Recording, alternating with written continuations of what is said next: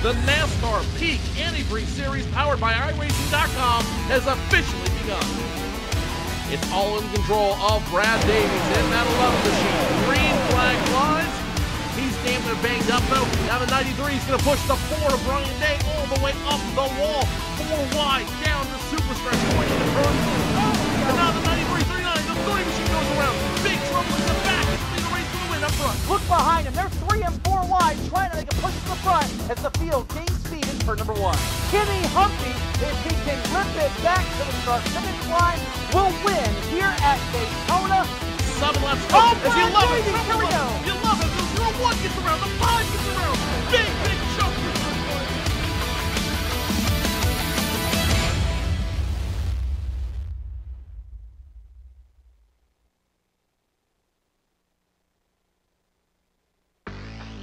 Good evening and welcome to the scenic mountains of Pocono, Pennsylvania, where the road to $10,000 travels through here this evening live on PSR TV and our broadcast partners, MRN Radio and Nessun, as well as iRacing Brazil. You're watching the NASCAR Peak Antifreeze Series. I'm Tony Stevens, joined alongside tonight Joe Cortez. Tim Terry is somewhere between here and Canada, trying to find his way to the booth at the moment. He'll be with us hopefully just a little bit later this evening. And Joe, it's been quite a while. It's been, about a month since we've seen these cars on track after the Richmond race got canceled. It gave these teams and drivers plenty of time to try to master the new car, master the new tire model, and try to find some speed here at the very, very unique Pocono Speedway. Absolutely. The week, this month off, it's actually been exactly a month since we went racing at Texas Motor Speedway, the Great American Speedway. In that period of time, we've had 2 major changes to the iRacing 7. Number 1, the new build came out, which allowed for some new things, new features added to these cars. Also made it a little bit more difficult, a little bit more different factor of reality to these cars out here. So these cars now are going to be driving a little bit different. So this month has given all these drivers a new opportunity to get reacquainted with the cars and be able to get out there and have some more fun and figure out how to make these cars work around the track. And number 2, like you mentioned there, Tony, added the new model. Goodyear added the multi-zone tire this year to NASCAR. iRacing responded with a brand new tire model to all these Gen 6 cars out here. So it means all these drivers now have had a month to figure out what they need to do to make these cars work for them, to make these cars handle the way they used to, and really get accustomed and acquainted with these cars. Now, they're going to be doing all that tonight under race conditions at the Tricky Triangle of Pocono, which does not make for an easy walk in the park for any of these drivers. 100 laps here at Pocono Raceway. When we were here this time last year, Ray Alfalla went pole to pole. Tonight, he starts 6th. Can he do it again, Tony? Hard to say if he can do that. It wouldn't surprise me if he does, though, Joe. Ray Alfalla has always been good, especially when it comes to mastering some of the new tire models and some of the new physics that iRacing does come out with from time to time. Kind of like in the physical racing world, we always liken it to a new rules package, because essentially that's what it is for these drivers that they're trying to figure out. And as you said, starting 6th tonight, he should be in pretty good shape. Now, you look down the starting order a little bit, and one of the big things that comes out and jumps out at me, a guy that's been so good all year long, a Nick Ottinger, he's way down, mired in 25th spot, Joe. Is this the racetrack that you want that to happen, or do we think this is a racetrack now with this new car and new tire, essentially, for the first time in the NASCAR Peak Antifreeze Series, that maybe he can drive through the field over the course of 250 miles? Ottinger has had a very up and down season. Last season, he won all of 6 races. He was one of the dominant drivers out there on the field. This year, he has not had that hot start that he wanted. Remember, last year he won his races in multiples of 2. He was contender at Texas, didn't quite get the job done, as Kevin King won there 1 month ago. Richmond, where Nick Ottinger won last year, that race ended up getting wiped off the schedule entirely. So he's not there so that race wasn't even there for him to win anymore. So tonight at Pocono, he's got to figure out what he can do here to try to get back in victory lane. I know he gets close. He's been close. He wants to get up there, and I think if he can really try to figure out this track that has not been friendly to him, he might have an opportunity. We'll see if the new tire package, if the new car build is going to be generous to him tonight.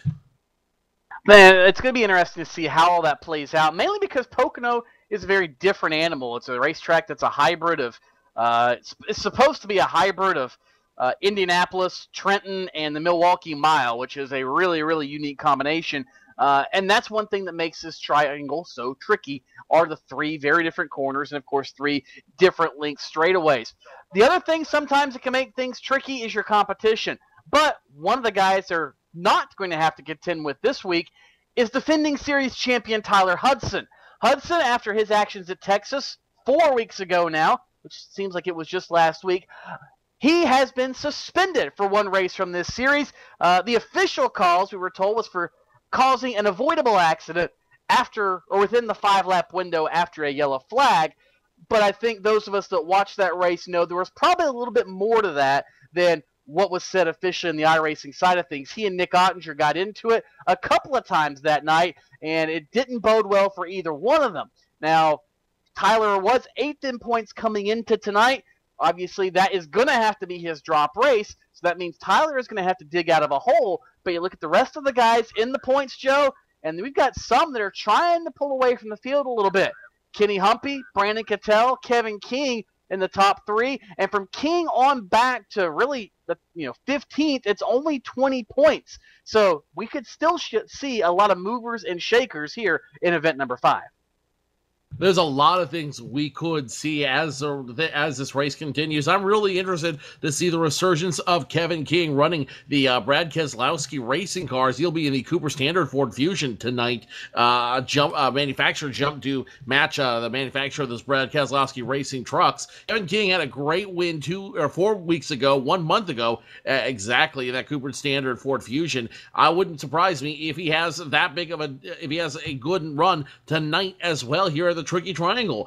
He jumped 11 spots from 4 weeks ago. He jumped 11 spots as a result of that win. Now only 15 points behind Kenny Humpy.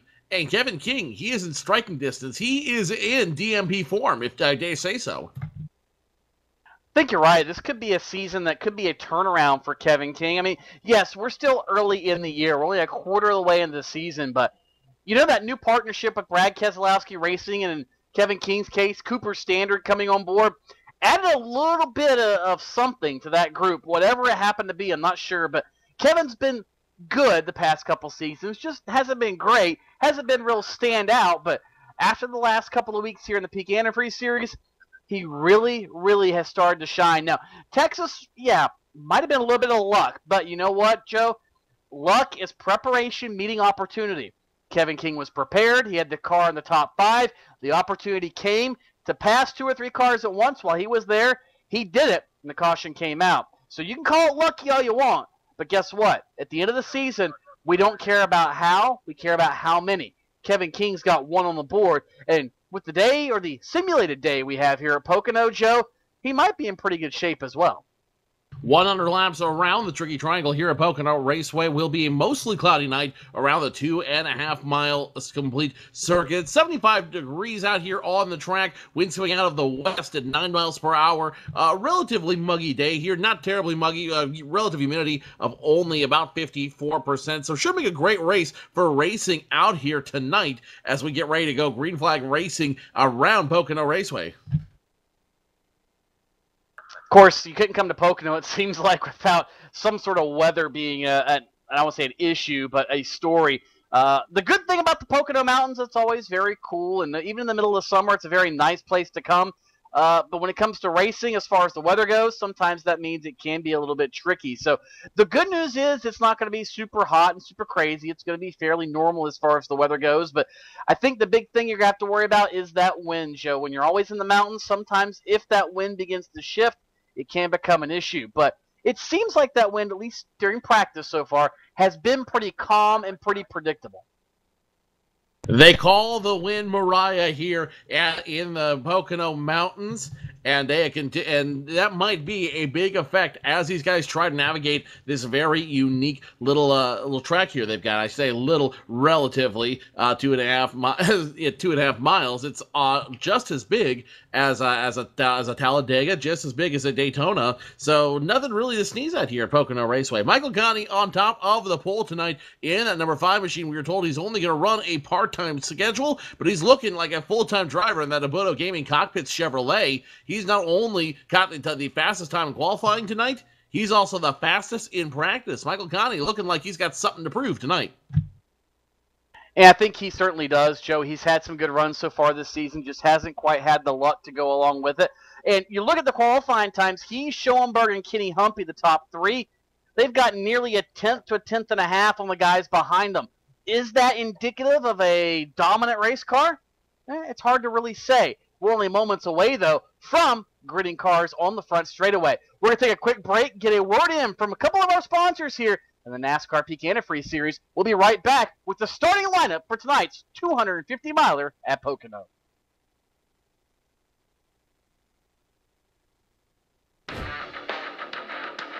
This is where it gets difficult. This is where your name's on the line, everything's on the line. You get that one chance to go out there and put down your best performance with the most amount of pressure.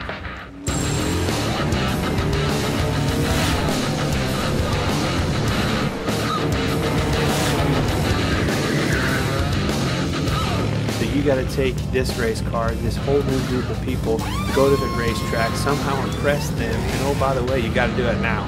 It's now or never. First thing that went through my mind was like, no way.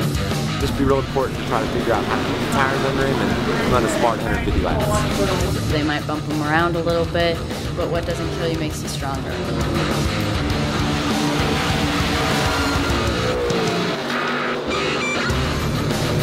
Everybody should enter next year's contest because you never know what could happen, man. You can come out here and run top 5 in your first K&N West race. So I'm so psyched right now. This is incredible.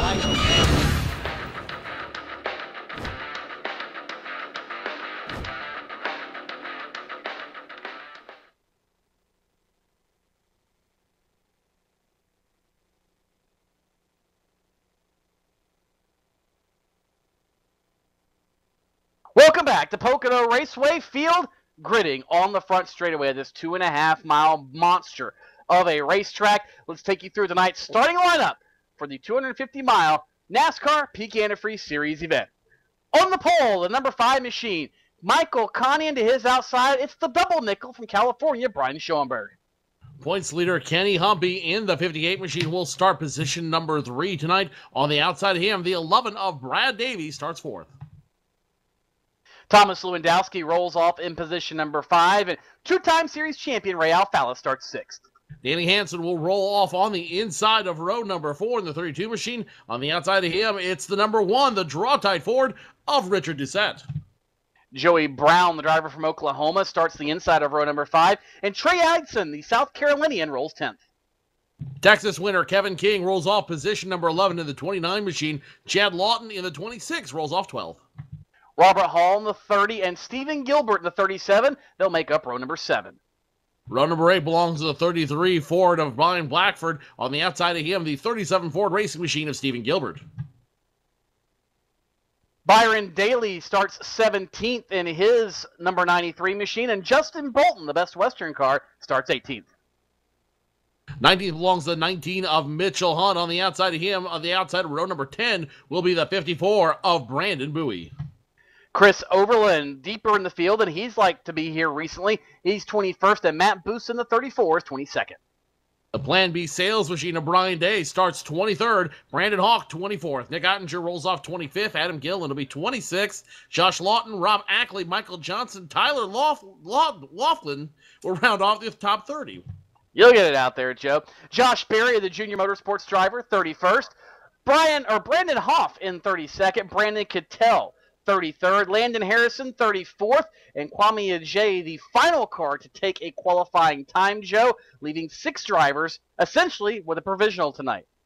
Those are the 3 of Brandon Schmidt, the 17 of Justin Trombley, the 82 of Alex Warren, the 13 of Brad Mayhart, the 69 of Peter Bennett, and the 41 of Jake Sturgis. 41 drivers taking the field tonight at Pocono, and they will all be led to the green flag by the number 5 of Michael Connie.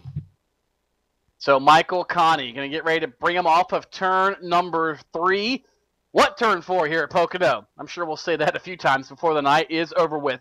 41 cars strong. Race number 5 of the 2014 NASCAR Peak Antifreeze Series is green. Michael Connie going to get the break. He's on the jump as they race towards turn number 1. Here comes Schoenberg falling in line, Humpy, Davies, and all. Single 5 of the top 5. They're fanning out behind them. Trouble in turn 1, Joe. Trouble already early here in the race. It looks like it's going to be the number 9 machine involved in that one. Heavy smoke pouring out of the 6 of Trey Eidson. It looked like a 9 going backwards out there. The 6 machine of Trey Eidson. Smoke heavy pouring out of that machine. Eidson's night could be done before it even begins. And the number 12 of Joey Brown could also be in a little bit of trouble as well. Joe, how that was only a single car incident, I will never know, and I'm pretty sure the drivers in this race do not know. Eidson got turned literally in front of the field, bounced off the outside safer barrier back into traffic, facing traffic for that matter. There were a few close calls, but that motivated eyewear machine somehow only involved by himself, aside from the help from Joey Brown. But, wow, that could have been really, really large on the start of the race. Tough break for Trey Eidson. He had a solid run at Texas. You know, he was looking to build on that, but it looks like the only thing they'll be building is a new race car after this one. Looking back at that incident, it looks like the 12 of Joey Brown had a bad start. It looks like he almost spun the tires when the green flag came out. The 29 of Kevin King immediately got up on him and around him, putting the 12 in that chili dog hole 3 wide down the front stretch. The 12 ended up driving it in too hard, trying to get around the both of them. That forced him to get right into the 6 of Trey Eidson. And Eidson, smoke, heavy damage coming out of that machine. I think you're right. The only thing they're going to be building tonight is a brand new car from what could have been a very strong run for the team of Trey Eidson. Eidson currently sitting 13th in points, 30 points behind your leader. That's going to drop as he will probably finish around 41st tonight. I don't think it's a finishing around. I think he probably is going to finish 41st tonight, barring some really horrific luck on the part of the rest of the field. Again, not the start that Trey Eidson wanted, and really not the start I don't think Joey Brown wanted, Joe. You know, you kind of get that in your system when you go off into turn 1 and you get into an incident. It doesn't bode well for you as a driver. You start to get a little nervous. You get a little butterfly almost in your stomach. And, you know, he's got to be a little bit worried about maybe the next couple of starts and the next time in turn 1. That's never a good thing when a driver has doubt in the back of their mind. It's never a good thing at all. You do not want to have that doubt. It will hang on to you like a monkey on your back, and that is one monkey you want to do everything you can to shake. Once that doubt gets in your head, it starts to mess with you. You start to second guess everything you see on the track. You start to second guess yourself, the moves you're making, how fast you're going, when you need to pit stop, and that's when you start making problems for yourself on track, and that you just can't afford that. You cannot afford that when you're in the big leagues. That second guessing could ultimately cost you $10,000 later on down the line. It really could. And speaking of second guessing, if you're trying to adjust your screen, do not second guess yourself, because yes, Joe, for the first time ever in a NASCAR Peak Antifreeze Series race, we have got 3 separate manufacturers represented. We've got the Ford Fusion, the NASCAR Gen 6 Chevy SS, and the Toyota Camry also represented in the field here tonight. And really a number of drivers choosing to go with the Toyota nameplate. Certainly always good to see new manufacturers becoming involved as partners of iRacing. Just adds to some of that realism. And speaking of the realism, we even have onboard cameras. Here's Byron Daly trying to wheel his number 93 around the racetrack, Joe. And that's really the cool part, is how real it does get inside one of these simulated race cars. It gets very real in a hurry. It gets very quick in a hurry for these guys. And the level of reality just continues to grow season after season with these cars. iRacing continuing to build, iRacing continuing to improve upon these cars year after year, continuing to improve upon the tire model. This is really the closest you can get to climbing into one of these 700 horse, 800 horsepower machines without actually leaving the comfort of your own home. And really, Joe, it's about as real as you can get as far as the racing goes, shy of buying yourself a race car to go out and run, say, the NASCAR Wheel and All-American Series. And it's a whole lot less expensive, too. Yeah, it's a little bit... Well, I disagree, because some of these guys have spent some major cash on their computers and their operating systems and their setups. But here's the good part. Just like real racing, or I should say physical world racing, because you are really racing in iRacing. You might not have a physical car around you or a physical roll cage, but you're actually racing. When you go out to the physical world, it might take you a few $1,000s to go get you a car and some safety equipment and everything else, but you can spend that on a computer. But the good news is you don't have to. You can get up to speed with an inexpensive wheel from your local electronics retailer or online, and of course, a computer that meets the minimum specs, and of course, the iRacing subscription. Really, you don't have to spend a lot of money to get into a virtual race car at iRacing, and that's the best part about it. So many times we've seen iRacing launch the careers of physical world racers. They've gotten the bug when they've been iRacing. They thought, that was so cool, I want to just, I'll piddle around with what they considered a video game at the time. They realized it was a true ultimate sim, and they said, you know what? This is awesome. They went out and bought themselves a race car, and now they're not only iRacers, but they're at their local track, be it a road course or short track, wherever, each and every week. Isn't that funny how that works, how art reflects life so very well, and it certainly works for here in iRacing. Be sure, if you're not signed up yet, go to iRacing.com, get yourself signed up. They got great specials running now for brand new members. iRacing.com, the closest you can get to a car without actually getting into a car. They're gonna restart them now this time around. Pace cars should be coming off this time by in turn number 3. Michael Connie, Brian Schoenberg still on the front row. Kenny Humpy, Brad Davies right behind them. Lights are off. Pace cars out. Green flag flies. It's a bad start for the 16, but the 5 machine gets back in front of this field. Connie, Schoenberg, Humpy, all single file, and look who's on the hunt. The number 2 of Ray Alfalla in there. 3 wide now around Joey Brown once again. Joey Brown actually was not the one with the bad start this time. It was Thomas Lewandowski. Looked like he might have spun the tires on the start, and he's starting to pay for it. He's stuck on the top side of the racetrack as they race down the Long Pond straightaway and look further up close to the front. Here comes Ray Alfalla, looking for that 4th spot in turn number 2. He's on the inside underneath the Brad Davies. They'll race side by side now off of turn 2. And looking is Danny Hansen. He thought about making it 3 wide. Thought better of it. He'll fall back in line, or at least 2 wide. He'll try to work the bottom. Ray Alfalla and Joey Brown, they're going to work the grip strip off turn number 3. Trying that grip strip, trying to make it work as hard as they can off of turn number 3. Alfalla has the advantage. It's a drag race down the front stretch. Alfalla has it, but he will drop from 4th to 5th, yielding that to Brad Davies. Looks like we might have a car smoking on the grid. Well, let's see more into that as Alfalla now fights Danny Hansen off for that 5th position in the Blue Ghost, he was calling it earlier. Riding on board now with Danny Hansen in the number 32 machine. And one of the things we have to keep an eye on here, Joe, some drivers choosing to shift, others choosing not to shift in their setups, depending on maybe what fuel mileage they're looking to obtain, or maybe to try to keep an ace in the hole. Some drivers don't even go shifting until late in the race to have that added little bit, Joe. And you know what?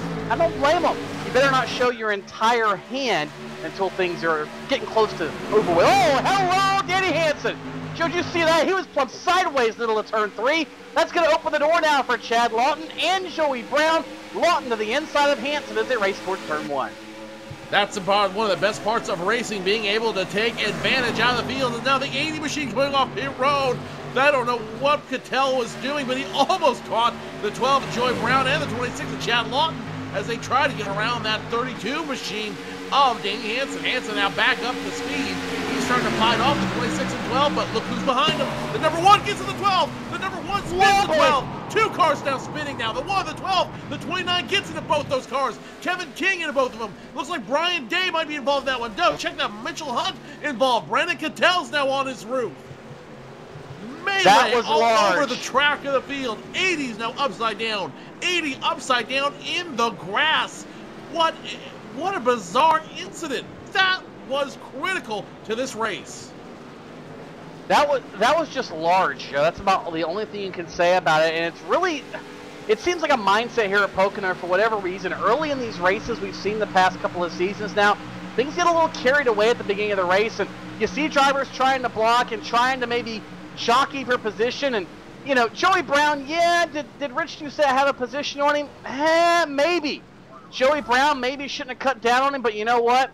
It's racing, and that's why these things happen. You take out two of the Brad Keselowski associated cars, Kevin King, one of them, Mitchell Hunt, caught a piece of it as well. Or, excuse me, check that, Mitchell Hunt in the number 19. Brandon Cattell, as you documented, on his lid. Really 5, 6+ cars, all a piece of this. And give a call to Robert Hall. Somehow, Joe, Robert Hall ended up through the grass, over the rumble strips, on the access road. He got on the binders very quickly. He was bypassed by a couple of others, but somehow was able to get through the wreck. So good job on the 30 machine of Robert Hall to be able to do that. But, man, what chaos we have seen here in the opening 10 laps of this one, Joe. And it's going to make for a very, very long race, 100 laps around this super speedway length track. 5 cars involved in that incident, including the 12 of Joey Brown, the 80 of Brandon Cattell, the last month's winner, the 29 of Kevin King, the 1 machine of Richard Doucette, and the 19 of Mitchell Hunt, all getting a piece of it. Of those drivers, we know that the 80 of Cattell and the 12 of Brown are pretty much done for tonight. They have heavy front-end damage on the 29 of Kevin King, so that renaissance we were talking about might be a little ways coming for the 29 of Kevin King. Also front and rear-end damage on the 1 of Richard Doucette. We were talking about how strong that relationship was with Brad Keselowski Racing, and how those guys were proud to run those numbers out there, those colors out there, and the sponsors for BKR. But that is not the look they wanted for the sponsors tonight. That's not the look they want for Brad. Yeah, that's not exactly what they were looking for by any means, Joe. Pit stops now for pretty much the entire field. A few drivers staying out on the racetrack, but everybody from about, looks like 5th, 6th on back coming down pit road. And PJ Sturgis going to win the race off the pit lane. Looks like 2 tires for him. Ray Alfala is going to come out in 2nd. After that, it is Robert Hall, Brian Blackford, Justin Bolton, and a host of others. And they've mixed it up all through the running order. I see Josh Berry out there, one of the top 10 cars off of pit road. Looks like maybe 2 tires for the Speedco machine. So, well, it looks like maybe pit strategy coming into play here, Joe. And I don't blame them. Less than 10 laps into the race, might as well take 2 tires and see what it does for you here in the early stages. Well, this is where you start playing the race backwards. This is where you start figuring out how to run the race backwards there and figure out what you need to do in order to make sure your stuff lasts the longest among this group. If you're able to play it backwards and almost make it so you don't have to stop at the very end when everyone else does, those 2 tires, that extra fuel you take now, might be the key decider between winning and losing, Tony. Very well could be, and one of the keys to deciding things for us is who pays the bills. We're going to get a quick word in from some of our sponsors. We'll be right back. You're watching the NASCAR Peak Antifreeze Series live here on iRacing Live. This is where it gets difficult. This is where your name's on the line, everything's on the line. You get that one chance to go out there and put down your best performance with the most amount of pressure.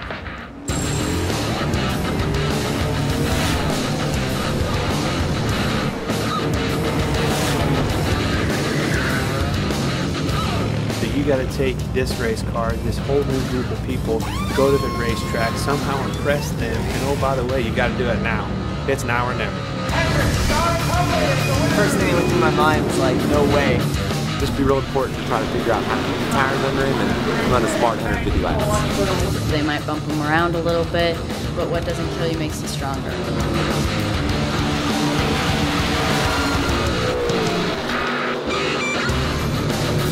Everybody should enter next year's contest because you never know what could happen, man. You can come out here and run top 5 in your first K&N West race. So I'm so psyched right now. This is incredible.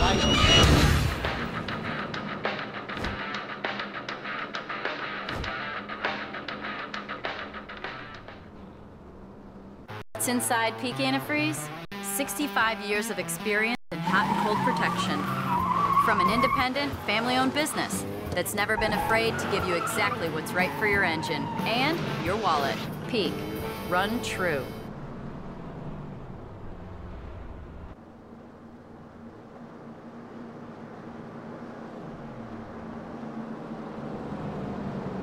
Welcome back to Pocono, Pennsylvania, where Michael Conti is still the leader after pit stops. He did not come down pit road.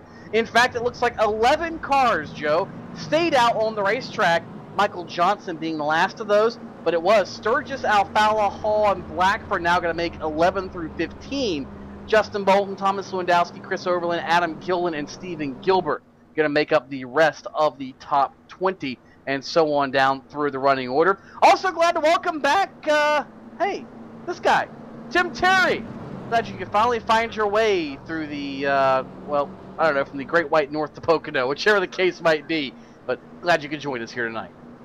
Yeah, Tony, this is going to be an exciting race. We've seen a couple of cautions so far this evening, but Pocono always delivers some great racing, always delivers usually some green flag racing near the end of these races, some fuel mileage. The pro race that they ran here in the off-season, these NASCAR Peak Antifreeze Series, it came down to a final lap restart, or final couple of laps restart, I should say, came down to the LRM guys saving a little bit of fuel. So I wouldn't be surprised if a guy like Chris Overland or Jake Sturgis or somebody tonight, maybe somebody at the back of the field, does that little fuel strategy thing. And Joe, I know you've been calculating numbers all night long. I think once we hit the 20 lap to go mark, 10 lap to go mark, I think this thing's going to get exciting. Oh, this is going to be crazy when we get to that point. It's really going to be a matter of the haves versus have-nots and who feels like rolling the dice late here at Pocono Raceway. 6 now back in the infield. Trey Eidson, he wrecked early, and I believe he is done for the night now on that 6 machine. He's currently in the grass, and I believe they're going to go ahead and pull it off beside the or behind the wall, and that will be the end of it for them. Double filing up one more time to go back to green flag racing. Connie, Schoenberg, Humpy, Davies, Hansen, your top 5. Nick Ottinger, we were talking about him getting on the hunt early tonight. He's now in position 8. He's worked his way up very, very, well, I shouldn't say easily. I think pretty much in the case of Nick Ottinger, it's a matter of staying on the racetrack under this caution. It's going to be fun to see whether 2 tires, no tires, or 4 tires has any sort of effect. Remember, Tim, this is the very first race we've seen here on PSR TV with this brand new tire model for the NASCAR Gen 6 cars. It might be something completely different. It might be what we expect, or it could be some combination of the two. We're about ready to find out how these different pit strategies do in fact play out here at Pocono.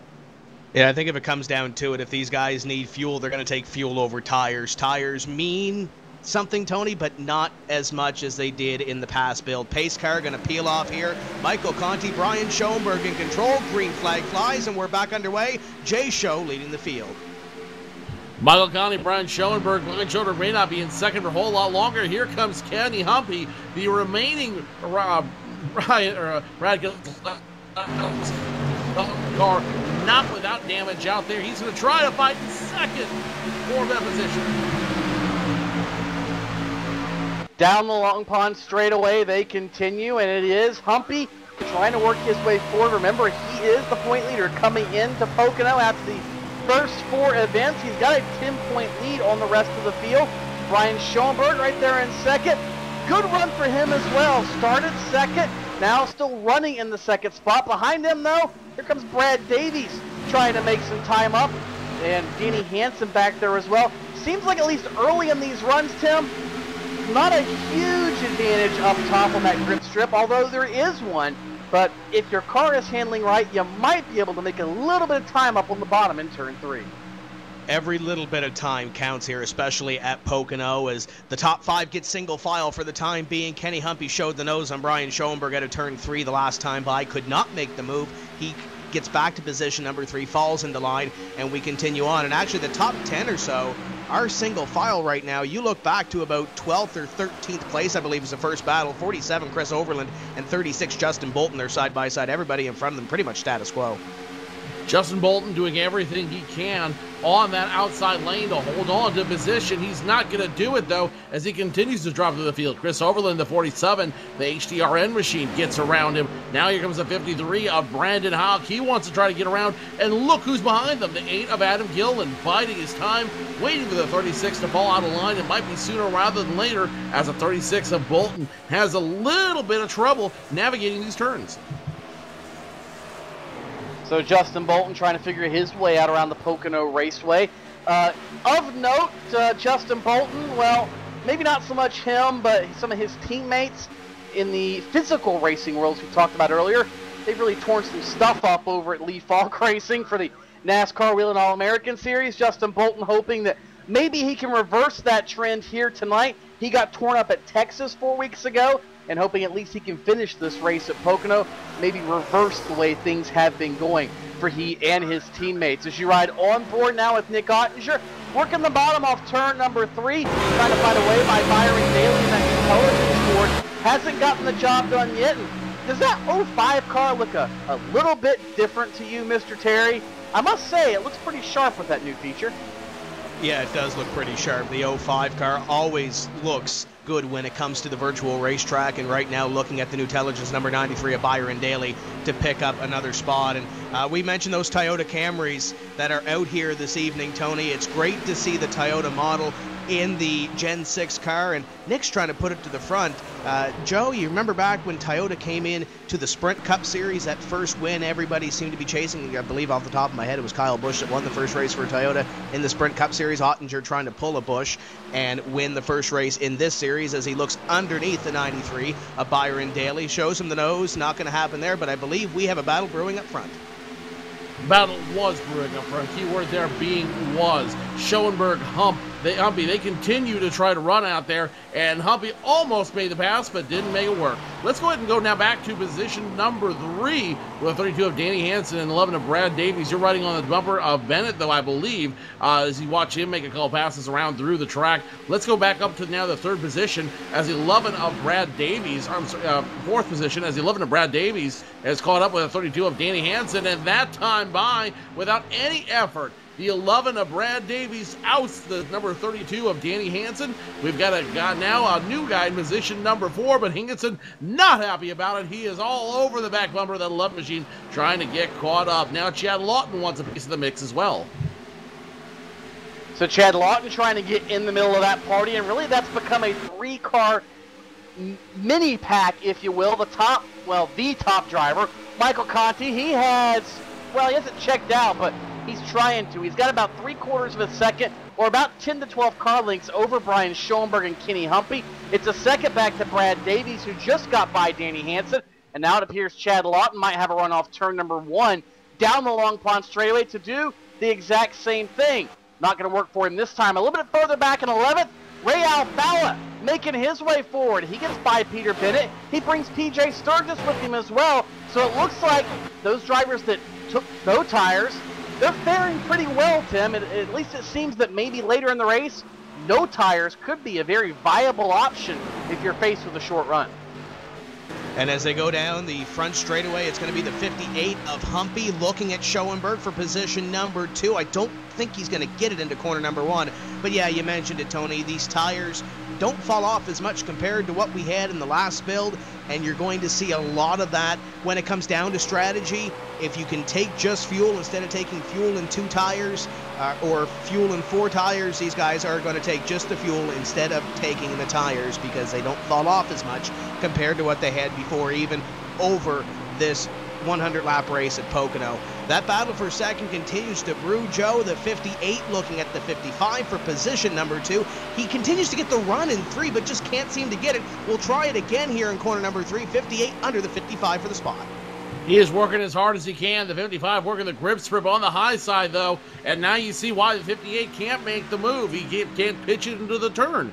He gets loose coming off the turn, and that loses him a lot of speed, and he's forced to wind up right back behind the 55 of Schoenberg one more time and try to build his way up around the track.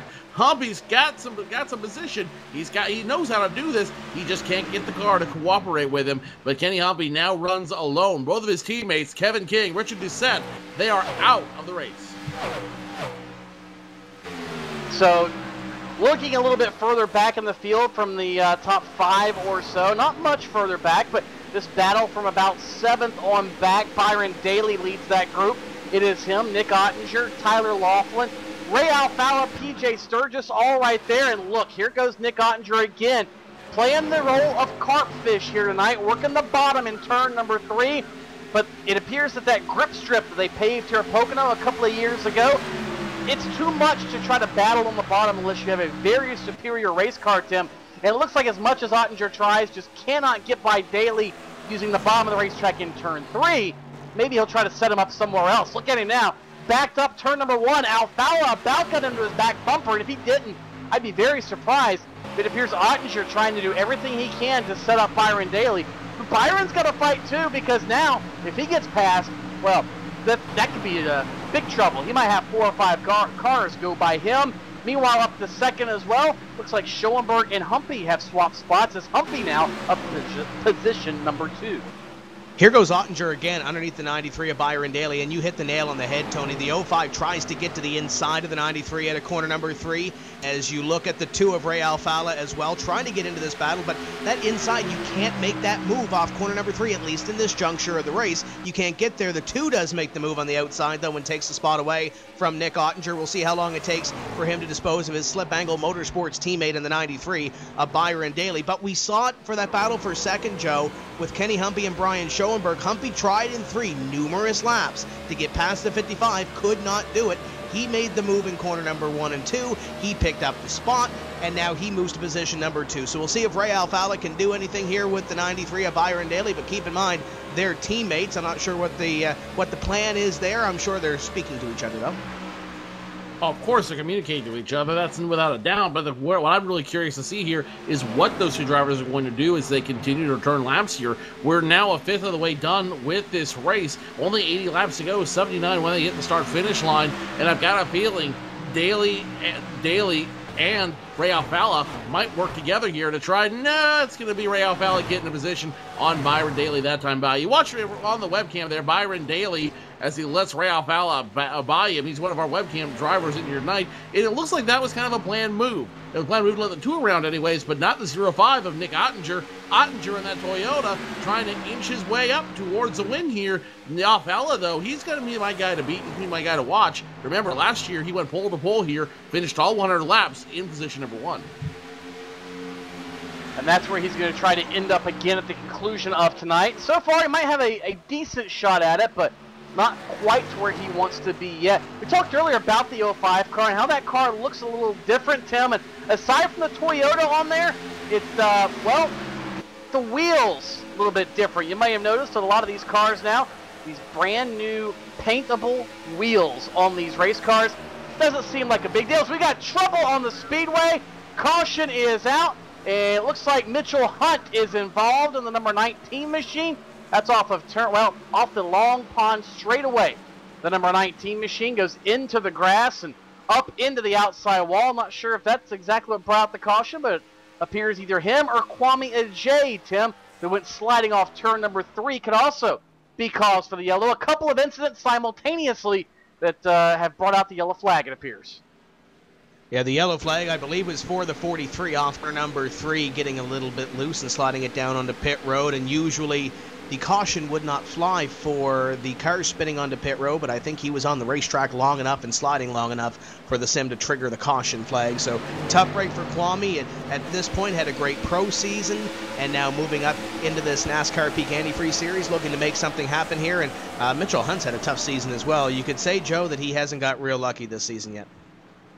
No, not particularly out there. Mitchell Hunt, the other half of that incident out there in the RealLucky.com machine, he just hits the grass. Not sure if the suspension gave out or what gave out in that number 19 machine, but he just dove it into the grass, ends up back on track. Heavy contact with the safer barrier in turn number 2, and Mitchell Hunt, that might end his night. He has just had a lot of bad luck here on the track, and you know, with every turn, he is hoping that that will improve, that he'll have another shot at it. I'm afraid, though, he's going to have to pack it up tonight and hope for another shot in 2 more weeks. Very tough break for the Mooresville, North Carolina driver, Mitchell Hunt. Again, another driver that kind of got caught up very, very early in an incident over in turn number 2, and I think his day is, or his night, whichever you want to call it, has kind of gone downhill from there. Just has not been a good night for Mitchell Hunt. So completing lap 24 this time by, pretty sure we're going to see Michael Conti, Kenny Humpy, Brian Schoenberg and company all on pit road. But now the question is, if you came to pit road on that lap number 9 stop, do you come back down pit road this time, Tim, to get back on sequence, or do you try to stay off sequence and maybe use that to your advantage? It looks like we're about ready to find out. I think you come down and get fuel, especially if this race goes a little bit green. We saw a little glimpse of a green flag run there, and everybody, I believe, is coming down to the attention of their crew, especially if we do get some green flag laps in the middle to late portions of this race, Joe. You're going to want to be on sequence with everybody else, and right now, with a quarter of the race nearly through here, starting lap number 25, you definitely want to come down and pack that thing full of fuel. Absolutely. Connie will do just that as he's going to pull into pit stall number 1. The 55 of Schoenberg behind him. The 5 overshoots his stall, and that's going to cost him some time. Wheels up on the 55, wheels up on the 58. It will be a 4-tire stop for everybody up in that first group. Schoenberg, Humpy, Davies. Humpy's the first one down and away. Humpy wins the race off pit road. It looks like Schoenberg second, Chad Lawton third, and it looks like the 5 of Michael Conti fourth, and Schoenberg almost bought the farm out there. Looks like the green cone has been sacrificed on pit road. Tough break for the green cone. We'll have to get his or her replacement out sooner or later, but very scared there for a moment that Brian Schoenberg might end up in the inside wall there, Tim. He got on the gas, dropped the clutch, and that thing just about went straight left into the Armco. I'd be very surprised if there's not damage to the left front fender of Brian Schoenberg, because he made it very, very close there on the pit lane trying to get by Michael Conti. Yeah, one of those things, trying to get off the road and making sure that you can pick up any position that you can. And I do believe we are going to step away here and pay some more of those bills. We're going to get a drink, refill your glass, because I hear a green flag run coming. I can just feel it. Don't go away. We'll be right back.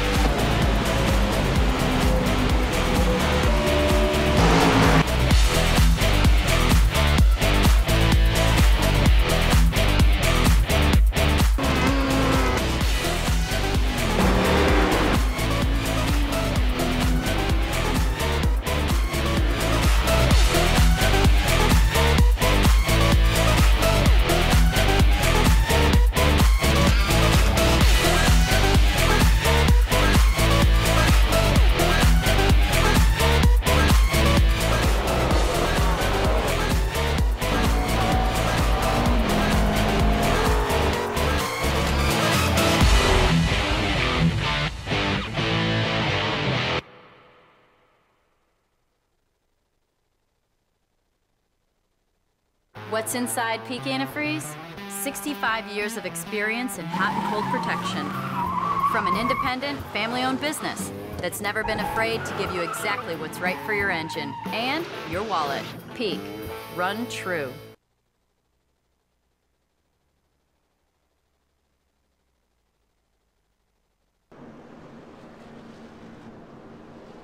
Welcome back to Pocono Raceway, where the field is still circulating under this yellow flag, and it appears that Kenny Humpy, for the, it's hard to believe, the first time tonight, going to be leading the field down to the green flag. And wouldn't surprise me if maybe Kenny Humpy has a little bit left in the tank. He's kind of known for doing just a little bit of that, playing around up front, but not showing us everything that he has, Tim. And, you know, looking at the point standings, and it's early to look at the standings, but with that one drop factored in, with the one race that we lost in there also being used as a drop, you kind of got to look at that. Yes, Kenny Humpy comes into this race with a 10-point lead. Then you have Brandon Cattell. Well, Brandon's 41st right now. Kevin King, it's 38th right now. The 41 of Jake Sturgis, it's 34th right now. The next person in line is Chad Lawton, and Lawton's been running well this evening. He runs in position number 4, but he's 18 points behind the 58 coming into this evening. If Kenny Humpy ends up coming away with the win in this race, or ends up coming away with a decent finish in this race, Joe, it's going to help him even elevate that point lead just a little bit more heading into 2 weeks' time at the Charlotte Motor Speedway. So there's a lot to watch here as we get ready to go racing next time by. We'll complete lap number 26 there. Kenny Humpy has a lot to gain from this race, albeit it is early in the season. We have seen drivers that have missed a race come back and contend for the title, but Kenny Humpy is looking pretty good right now.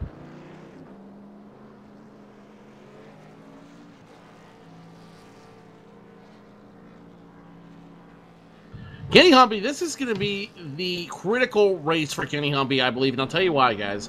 After tonight's race, there are only 11 races left on the schedule. We're getting nearer and nearer to that halfway point, and remember that everything will cut off here very quick. Everything will cut off here for the last 4 races, where that drop will be factored in, and you don't get another drop after that, guys, creating a chase-like scenario here in the NASCAR Peak Antifreeze Series. Kenny Humpy needs to amass as many points as he can right now. He needs to amass all of those, as much of a lead as he can, going into that chase, because he cannot afford losing a race. He cannot afford dropping a race or getting wrecked out of a race during that chase period, guys. That is going to be the make or break for this season. Yeah, I agree, Joe, and it's really cool to see that iRacing has done that, because it makes it easier for us to factor in things coming down to those last couple of races. Instead of worrying about drops and everything in a last-minute situation like we kind of had to last year at Homestead, things get kind of simpler this year, if you will, because of that. And I think it's a very good thing, but yes, you're right. It's going to add some intensity. It's going to ratchet things up, because guys then know where they're at. They're not playing a guessing game. They know precisely what they have to do to get that extra spot, to win a championship, to finish 5th, whatever the case might be, to achieve whatever goal it is they have for themselves and or their team before the end of this now 15 race season. Pace car is off, and very quickly, green flag is out. Brian Schoenberg fast on the button. It's Schoenberg going to lead the parade off turn number 1. Back for about 8th, 10th spot. They're 3 wide. Byron Daly, PJ Sturgis, and Ray Alfalla. They get settled down 2 abreast as they work through turn number 1. Strap in, Overland in the middle, 57 up high. You got the 51 of Teloff down low as they go 3 wide. Down into corner number 2 this time, 51. 47 going to get it 2 wide. The 57 bows out on the outside. Oh boy, about mid-pack. They're trying to pick up every position that they can, about top 8 or 9 or so, Joe. Single file at this point as they go into corner number 3. Able to make it go single file, and now it's going to be a battle once again. 57, 51 side by side, and now we might have a challenge for the lead. Kenny Humpy trying to get around the 55 of Brian Schoenberg, the double nickel that is going to go ahead and hold on to the lead. But Kenny Humpy he's digging, he's hunting right now. He wants to get that 58 back in position number 1 and see if he can't win himself his 2nd race this season. He wants it. There's no question about it. Whoa, hello, Byron Daly off turn number 1. Way down the racetrack. Looked like that car got out from underneath of him as he escaped the banking of turn number 1. Able to hold on to it. However, no harm, no foul. Behind him, Nick Ottinger now racing with, check that. Yeah, actually, I'll get on that in 2 seconds. Nick Ottinger and Chris Overland racing side by side as you ride on board with the number 58 machine of Kenny Humpy off turn number 3. Humpy making a bid for the top spot. Not good enough. Here comes Michael Conti looking to the inside 10. That number 5 machine has some speed. Had the run off turn number 3. Looks like he'll get the spot maybe in turn number 1. Yeah, Conti looking to pick up the spot. Almost went up the racetrack into the 58 and is going to open the door for his teammate, the 32 of Danny Hansen. Hansen going to try to follow him through on the 58 of Humpy, and instead of Humpy going to the lead on Schoenberg, he's going to fall back to 4th, and it's going to be a J show 1, 2, 3 as they go into corner number 2, and Chad Lawton going to look on now from position number 5. Little loose there for the 32, and now the 58 goes underneath. Here comes the 26 as well. That was a very close call for the field, and look who's joined the party, Joe. Here comes Ray Alfalla. Ray Alfalla back in the mix one more time. He's not going to go pole to pole here tonight, but I think he does at least want a podium and give himself a little bit of TV time. And what he's been going on Facebook, the Blue Ghost out there, that number 2 Ford out there. Ray Alfalla continuing to drive it as hard as he can. Currently sitting in position number 6, right behind Chad Lawton in the highest ranked Toyota on the track right now, that number 26 Viper machine. Back up front, it is Jay Show, front first and second. And I was about to say, before Danny Hansen lost to Jay Show, has just looked like the team to beat out here. They look so prepared. They look so confident in these cars. You'd almost think that they've been planning all month for this. As you watch inside the box, there you see PJ Sturgis going to the inside of Nick Ottinger in turn number 3. But up front, again, almost side by side. Well, they were side by side for a moment until Schoenberg got the run off turn number 3. He'll now extend that lead to, 3-4 car lengths into turn number 1. And you said it, Joe. The Jay Show Motorsports Group looking very, very stout here at Pocono. And the good news is, if you've got a good race car here at Pocono, it usually bodes very well for you. Because this race, once it does get a green flag run, gets very strung out, and it's very hard to lose a lot of positions here, especially if you're good in the short run. And if I almost had to guess, Tim, I would think maybe you'd want to be a little bit better in the short run than the long run here because of that fact. Because it is harder to pass cars once they're strung out as opposed to bunched up close together. 5 going to dive it down in the 55 for the lead position. We'll see if he can get it this time. Turn 3 typically hasn't been the place to do it as Kenny Humpy, lots of pressure to the 5 behind him for the second place spot. And you're right, Tony. I don't know the trends of these races, but I believe in the last few races we have had a caution flag and a restart within 10 laps to go in a couple of these races here at Pocono. So I'd like to have a short run car to that point. I'd like to have good fuel strategy until there, because usually we do have some green flag runs to that point. So I agree with you. I'd like to have some short run in my race car in order to get myself to the end, and I want some track position too. Here comes Conti for the lead, and I believe he's going to take it here. New leader, number 5. The number 5 of Michael Conti, he will now take position number 1 away from his teammate. Well, look at Kenny Humpy. Look at him just digging down there underneath the 55 machine. Kenny Humpy, here he goes. He's looking for it, trying to get position number 2 over Brian Schoenberg. Schoenberg able to stave him off. And guys, this is where you're talking about that setup. Really coming to hurt Kenny Humpy right here. He's got a fast car. Nobody's denying the 58 looks great tonight. The problem is he just can't get that car to turn on that low line. He can't get it to get underneath. You can't get underneath that 55 machine. And until he can do that, Kenny Humpy is going to be continuing to run position number 3. So Humpy essentially losing a couple of spots here over the last few laps. And during the course of all this shuffling, it's allowed Danny Hansen and Chad Lawton to close right in on this group. And the thing I've noticed the last couple of laps, Tim, watch Michael Conti. That car seems to be a little bit out of shape. Anytime he's, well, right there, look at him in turn number 3. That car is tail happy. I don't know if that's going to be a good thing or a bad thing over the course of a run here. Right now it appears to be fast, or at least fast enough, but one would have to wonder, I would think, will he burn off the right rear tire, which is so important to making sure you've got solid drive getting off the corners here at Pocono. Yeah, he's straddling that fine line right now, trying to get that handling and trying to be fast to get these guys, or keep these guys behind him.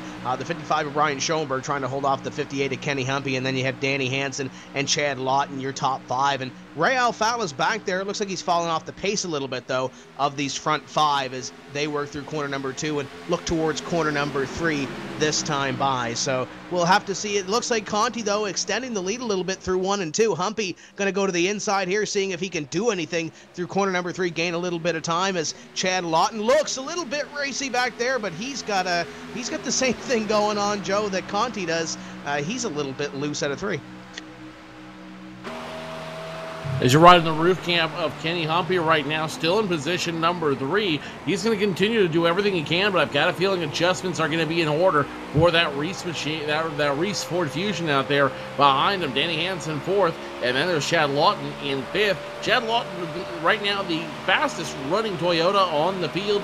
We mentioned earlier before how great it is to now have all 3 manufacturers represented here in iRacing.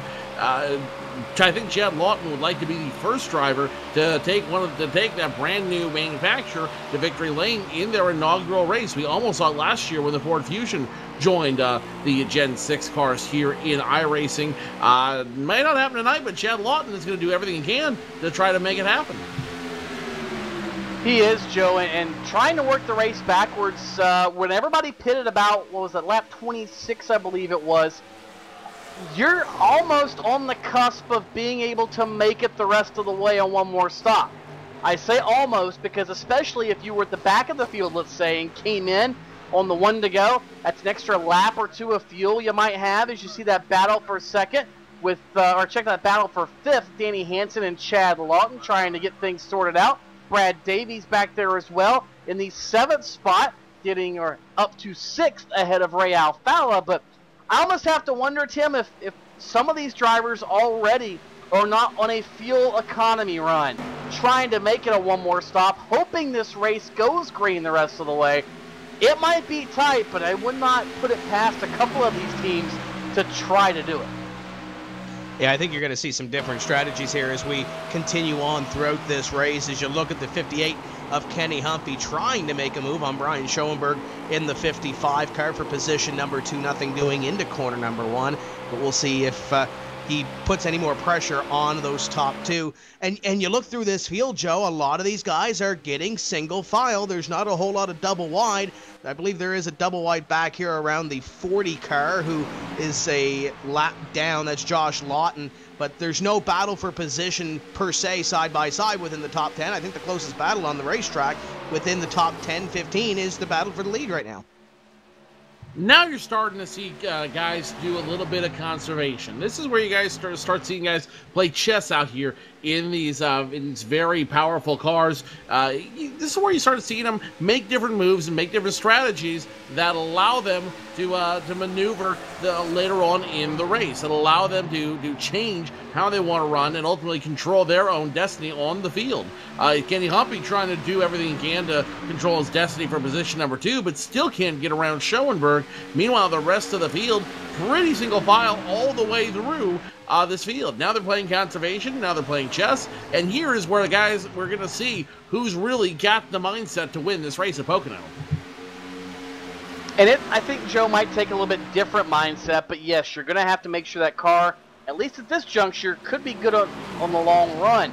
You look at somebody like a Michael Conti, it almost seems like he's playing with the field, just stretching it out far enough to hold on to the lead. And I think that car might be a little stronger than maybe what he's letting on. You look further back in the field at, say, a Nick Ottinger, let's say. He's 6 seconds off the lead in that 05 machine and really holding up a group of race cars right now. That car we know for a fact is tight. Oh, we've got trouble in the front of the, it looks like Kwame Ajay again on the front straightaway has issues, and that will bring out the caution flag once again. Tough break for Kwame Ajay. Turn 3, Tim, has not been his friend. This time, though, instead of spinning into the pit lane, he spins into the inside wall.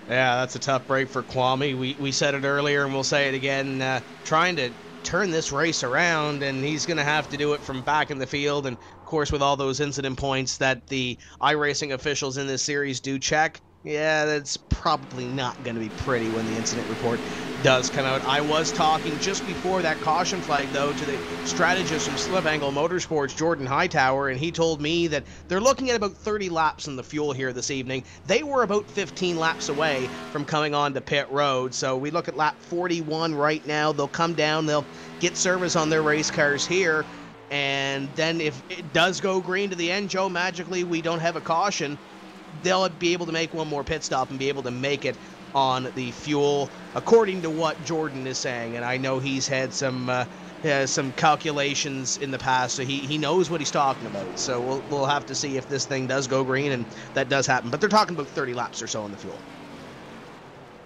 So once again, strategy now coming into play more than ever here at Pocono. This is now for the rest of this race. If we have another a long green flag run like that, we could see strategy become the name of the game. Instead of passing, instead of position, it could be setting yourself up for that position. So when it gets to 20 to go, 15 to go, 10 to go, you're setting yourself up for success later on in the race. Remember, you can't win the race on lap number 50. You can't win it on lap 75. You can't win it on lap 80. You got to win it on lap 100, and if you don't have a car that can run on lap 100, that doesn't have all the fuel it needs, the tires underneath it, that might cause that lack of strategy, that not playing that game, might end up costing you in the end. Yeah, sometimes it's better to go with the flow of things as opposed to going your own way, but you know what? That's why we run these races, and why we see how, in fact, they do unfold each and every week. As Tim reported, looks like everybody going to be on that same fuel strategy with, well, checked out, I was going to say 1 or 2 exceptions, but those are cars that appear to be a lap down. In the case of the number 40 machine of Lawton, he is a lap down, so he'll stay out. Everybody else on the lead lap, coming down to the attention of their crews very slowly. 55 miles per hour makes for a long trek down this enormous pit road at Pocono. Leaders are in. Conti slides to a stop. He'll lock up all 4 tires, but he'll stay within the box. Right sides are up on the number 5 machine. Crew finishes 5 off, 5 on that side of the car. They'll come back around to the left side. It will be a 4-tire stop for Michael Conti. Looks like Michael Johnson going to win the race off pit road. 2 tires, we assume, on his car. Kenny Humpy and Michael Conti, as well as Brian Schoenberg, a 3-way race for that second spot off pit road. It got a little bit heated there for that position, but looks like for the most part, everybody going to take 4 tires on that stop, guys. I'll be very interested to see how the Michael Johnson machine fares, however, with 2 right side skins. And I can feel the steam up here from that race off the road, and this is where we come in with that. We come in with that new build, Tony, and I think you mentioned it there when we have the no tires here against the 4 tires of the rest of the field. Interested to see how this works. So I believe what we're going to do now is we're going to take our own pit stop, and we're going to step away for just a moment, and we'll regroup, and we'll come back with some more racing for the NASCAR Peak Antifreeze Series at Pocono.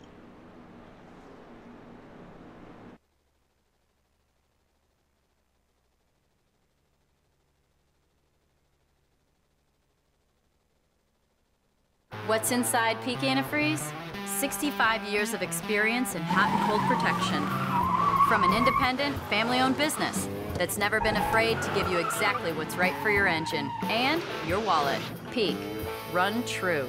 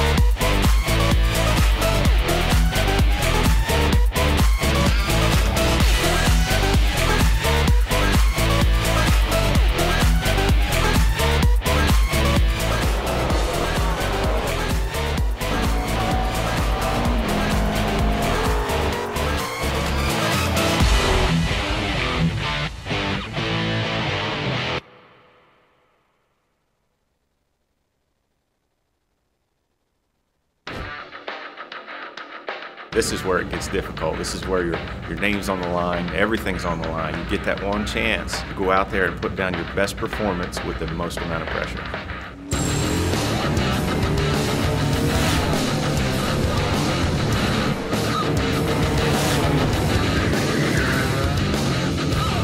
You got to take this race car, this whole new group of people, go to the racetrack, somehow impress them, and oh, by the way, you got to do it now.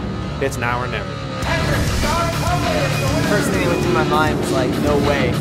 Just be real important to try to figure out how to put the tires under him and run a smart 150 laps. They might bump him around a little bit, but what doesn't kill you makes you stronger.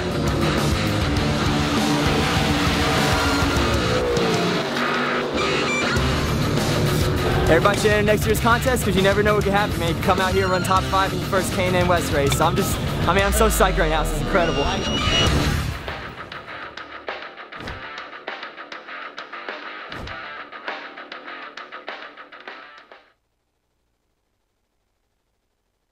And welcome back to the Pocono Raceway here in Long Pond, Pennsylvania. Pace car comes across the line this time. We do anticipate the lights atop that machine will extinguish, which will mean 2.5 miles from now, we are in fact going to go back green flag racing. And they do so. Thomas Lewandowski going to get the free pass around the pace car, and he'll make his way back onto the lead lap after being involved in the first caution, or check that, the one of the first cautions of the evening. He's back all the way in the 35th spot, final car running on the speedway. So 2x2 they'll line up, and Tim, even though he's not behind the wheel of a race car, I think it looks and sounds like maybe Tyler Hudson has still made the so-called trek here to Pocono to maybe show up here and at least watch this race. More on that in a minute. It also sounds like that maybe Landon Harrison, some issues on pit road as well. Yeah, Landon just came down pit road. I believe Tyler is actually getting ready for one of his teammates, whether it's Justin Bolton or one of the Lawtons. He's getting ready to go green, so we might be able to catch up with him under one of our next caution flags if we do have one. But Landon Harrison, I don't know if the webcam's up there or not, but he just came off pit road. He's got a webcam for us this evening. And the crew chief for that race car, who actually happens to be a strategist for Slip Angle Motorsports, Jordan Hightower, he says that the car is driving like a canned seagull right now. I don't know what a canned seagull drives like, ask you Joe, the same but question. yeah, I have no idea what it drives like. I've seen seagulls before, and they're not very fun when they're caged. Let's put it that way, or canned, as Jordan Hightower says. So we'll have to see where he comes through the field here, as he just came down pit road. I think he's going to wait for everything to happen in front of him, Joe. That might not be a bad strategy here if something big does happen. I'm sorry, Tim. I'm still hung up on canned seagull. It's Joe. It's nothing like tuna, I promise. Would it be like Spam, only it's little seafoody? Maybe. But it's not seafood. It's a bird. I'd rather not find out. Let's just it put eats it that fish. way. Well, that's true, but I eat fish and I don't taste. Hey, pace cars down off pit road, and we're back to green flag racing here at Pocono Raceway. Michael Johnson up front gets the jump on Kenny Humpy and Michael Conti, as both those drivers now side by side, 58 and 5, for battling for position number 2. The 58 couldn't do it on the low side. Can he do it on the high side? Not this time. 58 and 5 make contact, 3 wide through turn number 1. Humpy losing position as he continues to drop through this field. He goes from 2nd to 6th in a hurry. Guess who's back on the hunt? Ray Alfalla back in the hunt. Danny Hansen back in the hunt, and they are still fighting behind the 58 of Humpy. And up front at the head of this group, look at Michael Conti. After Michael Johnson nicks the safer barrier on the exit of turn 2, Conti back to the point. Schoenberg up to 2nd. They're 4 wide briefly in turn number 3. They'll fall back down to 2 and 3 abreast on the exit of the corner. Nearly going to be a squeeze play as Lawton is in the middle. They'll fan out of this very wide Pocono Raceway front stretch. Still 3, 4, and sometimes 5 abreast as they work down to turn number 1. That may have been Adam Gilder that always ate the fence going into corner number 3, but somehow they all save, and we are back to single file for your top 5. Overland trying to pick up a spot, as will the 11 on Michael J. Johnson. He continues to fall back through the field. Kenny Humpy trying to make something happen here behind Danny Hansen, but right now it's all behind your leader as Michael Conti continues to work through corner number 2. You ride on the roof of the 11 of Brad Davies as he continues to look up. That is Chris Overland just in front of him. He's a Pro Series winner here, Joe. He knows how to take a checkered flag here. In the box there, you see that 4 wide moment off of the turn there, and what a crazy moment that was. We've seen a lot of amazing driving here at Pocono tonight. We've seen a lot of ability, and we got now caution on the field. Big trouble on the field. PJ Sturgis is involved in the 57, the 88 of Josh Berry. Caught a piece of it as well. It once again started what has become Calamity Corner recently, turn number 3, and same thing we saw happen twice to Kwame Ajay. Looks like that Josh Berry, the handle got out from underneath the him. He got caught sideways. Sturgis came in, caught a piece of it, and somehow, only it looks like maybe 3 cars got involved, but Josh Berry's night, I think it is done, Tim. He got pounded once he was sideways in front of the field by one or two other cars. Tough break for that Speedco truck lube machine. That it might need a little more than an oil change. Remember what we said about the 89 coming down pit road on that last lap of caution and maybe starting at the back and trying to avoid the stuff? Maybe we can get an onboard with the 89 to Landon Harrison, because that stuff happens and it gravitates towards the apron, and he's got one smoking car ahead of him coming out of that. That's Peter Bennett, the 69, that's tore up. But a lot of the stuff that happened in front of the 89 happened in front of him, happened below. He tiptoed his way through. There's actually a lot of cars here that get through here without any damage at all, Joe. The 82 of Alex Warren, he may have got a little bit of damage from the 3 of Brandon Schmidt as they were sliding down to avoid that. But the 89 gets through scot-free, and he's going to pick up a couple of spots through it. Yeah, that is a hard break for the 88 of Josh Berry and the other two drivers that got involved in that one, the 69 of Peter Bennett and the 57 of PJ Sturgis. Both those drivers trying to do everything they can to avoid trouble tonight, but unfortunately trouble seemed to have caught them. And that turn number 3, you said it best there, Tony, as we got more guys coming down pit road. Calamity Corner at its best. Brandon Bowie and company coming to the attention of their crews down on pit road. And it looks like it's going to be routine service for pretty much everybody at the back of the field. Justin Bolton is in. He'll overshoot his pit.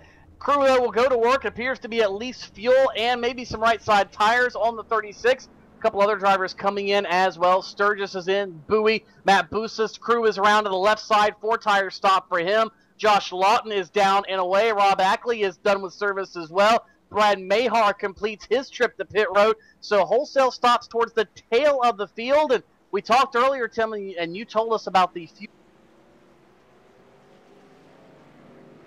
I think for these drivers, it's almost an insurance stop. Yeah, they pitted a couple of laps ago, or a lot of these drivers pitted a couple of laps ago. This caution is definitely going to help them when it comes to the pit strategy.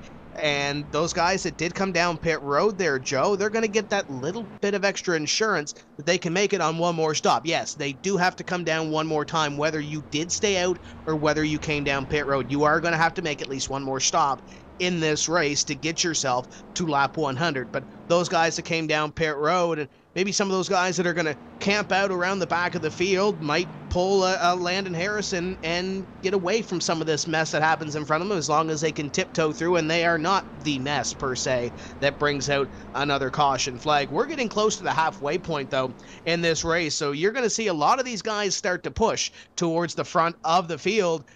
With Michael Conti, Brian Schoenberg, Ray Alfala, Danny Hansen, and Kenny Humpy being your top 5. I like Chris Overland there sitting in position number 6, though. Just lurking in the weeds. He's won a race here before on fuel strategy, but he also had to drive the car to get there. So I like Chris Overland's chances right now in that number 47 car. Strategy.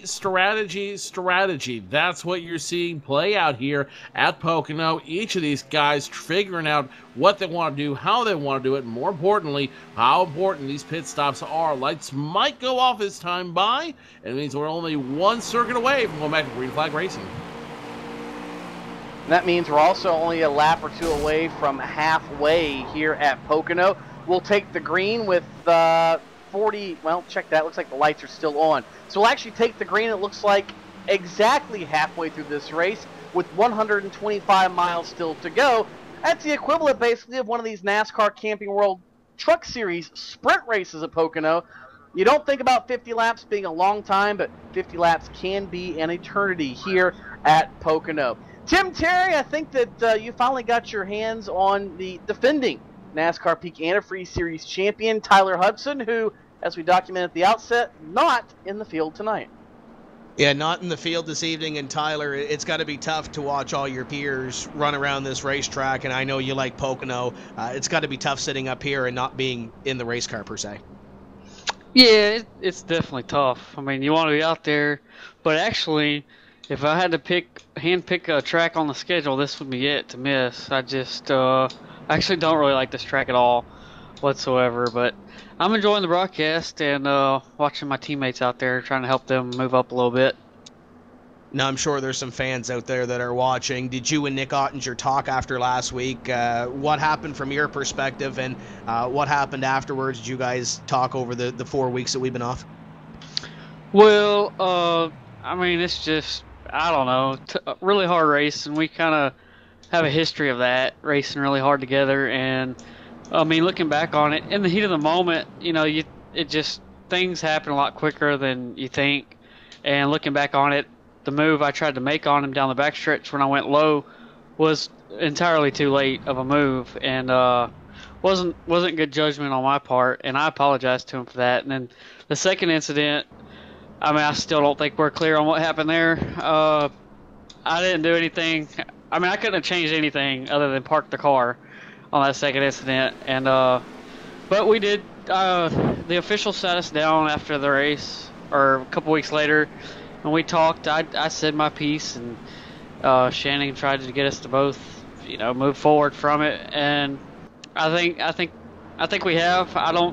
He wasn't very talkative back to me after I apologized and said a lot, so I don't know what his mindset is. But as far as I'm concerned, it's over and done with, and you know, I just want to move forward from after that. Now, you did miss one race last season in this NASCAR Peak Antifreeze Series, and obviously came back and won the championship. You did have a rough race at Daytona and not here at Pocono Raceway on the racetrack, so you're not going to get any points here tonight. How big of a hole is this going to be to climb out of to defend this title?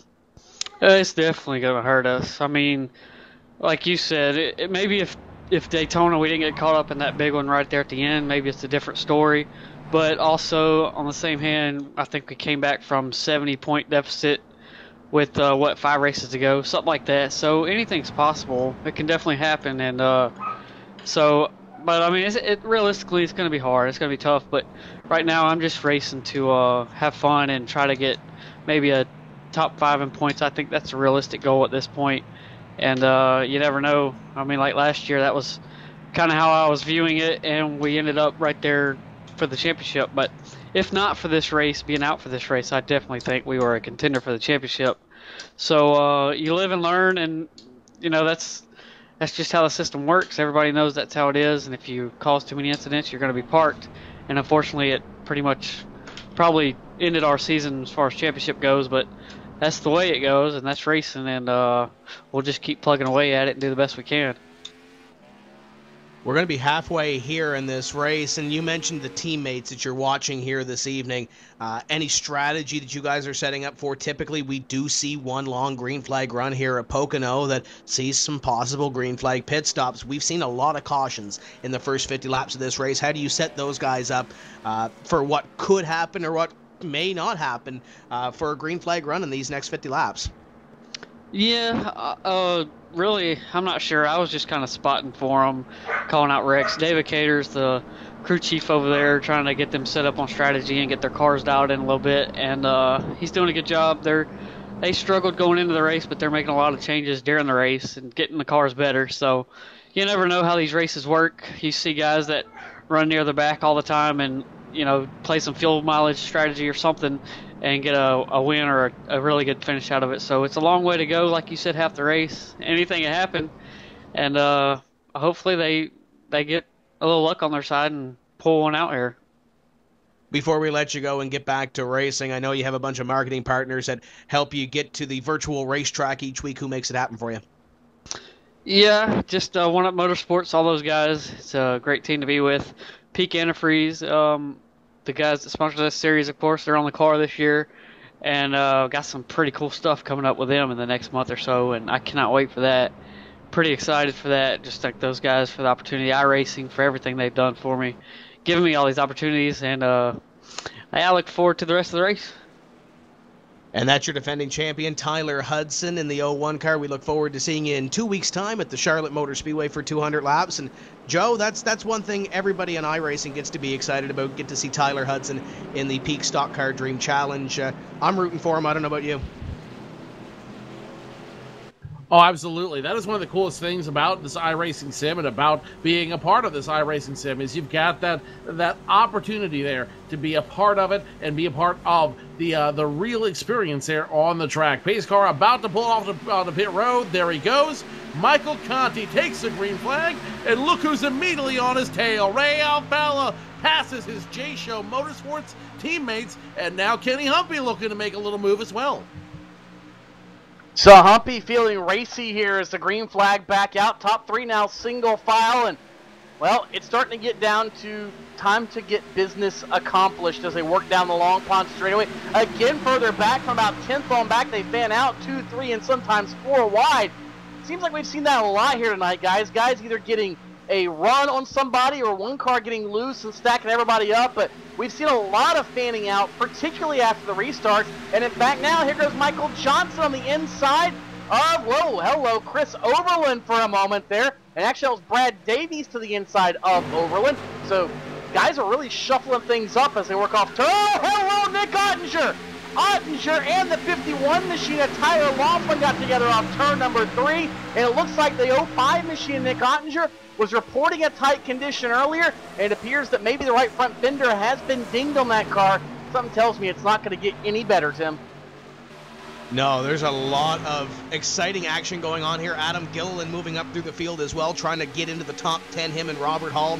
And I believe that's the 53 going at it as well. That's Brandon Hawk. So exciting little battle back there. Keep a half eye up front as Brian Schoenberg falling off the pace a little bit of the leader, but Ray Alfala has his hands completely full with Danny Hansen in the 32 car. So things are getting a little bit exciting up in front as we start the second half of this race, Joe.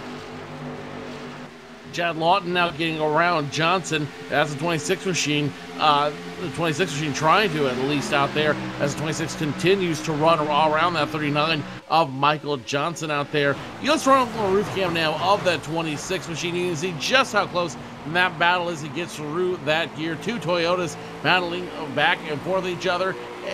And if I can be honest, guys, it's kind of cool to say that. 2 Toyotas, man, being able to battle back and forth among the field of Chevys and Fords on the field. Here comes the 26 of Chad Lawton. The Viper has struck, and it looks like the Viper will pick up the position over Michael Johnson.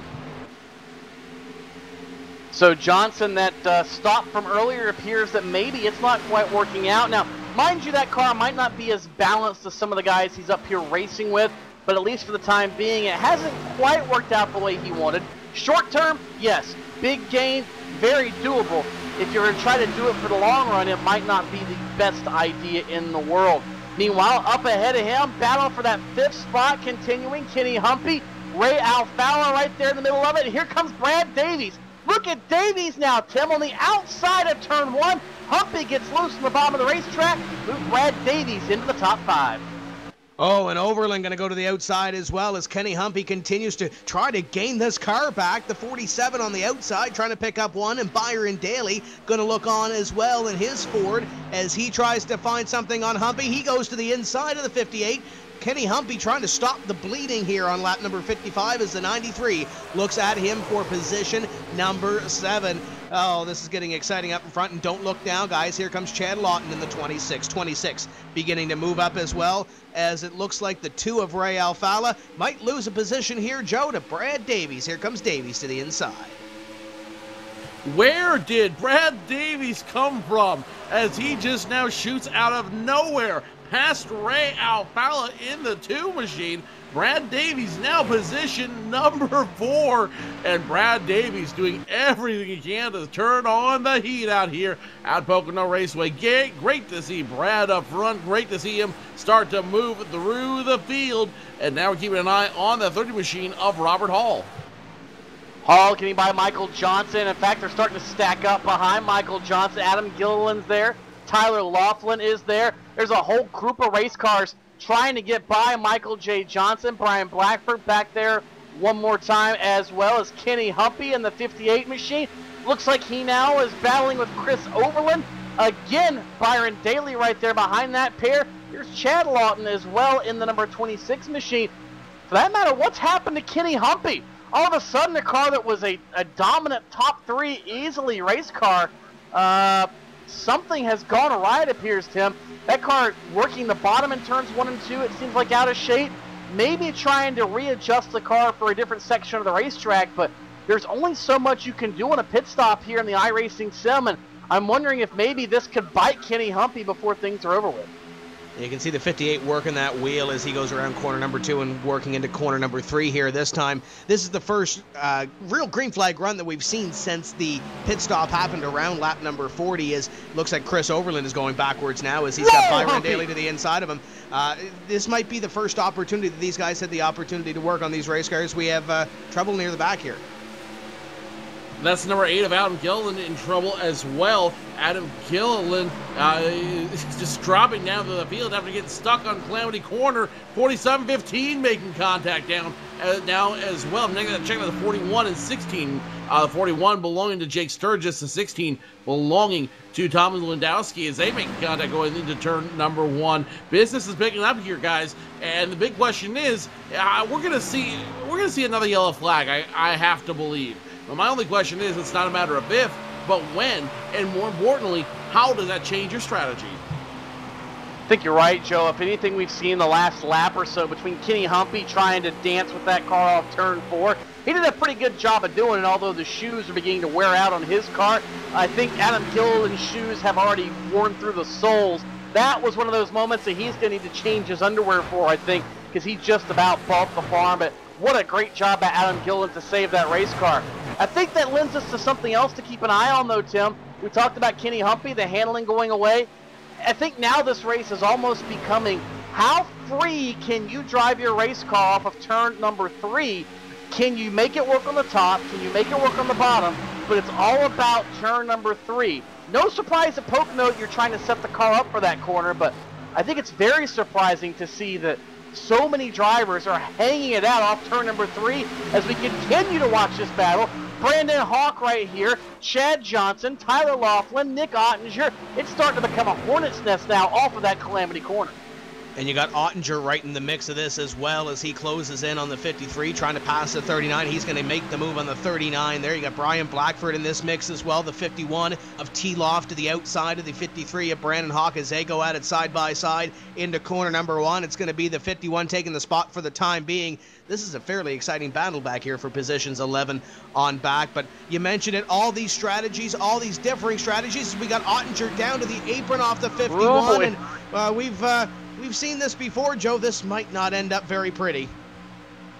This might not end well for everybody as the 51 now gets by the 53 machine. That is Brandon Hawk. Brandon Hawk's about to make the move here on the 51. The 51 of Tyler Laughlin making the block hard on the 05 of Nick Ottinger. So far, everybody out here is starting to mind the P's and Q's as the 51 almost loses it. Here comes the 05 now. You get what you pay for, you reap what you sow, and the 51 looks like he has just reaped what he sowed out there a little bit as the 51 gets passed not only by the 05, but the 39 as well. So Johnson going to try to make up a spot, and you know that Nick Ottinger cannot be very happy with Tyler Laughlin, but here's the thing to keep in mind.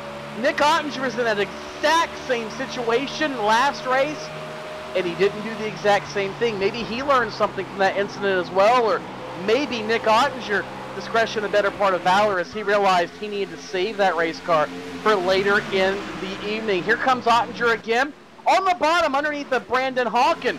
Ottinger has been pretty much stuck to that rumble strip in turn 3. It looks like, Tim, a few drivers have committed to the bottom there as hello Laughlin sideways again off turn number 3, and Ottinger now going to get the spot on Brandon Hawk, move Ottinger up to position number 11.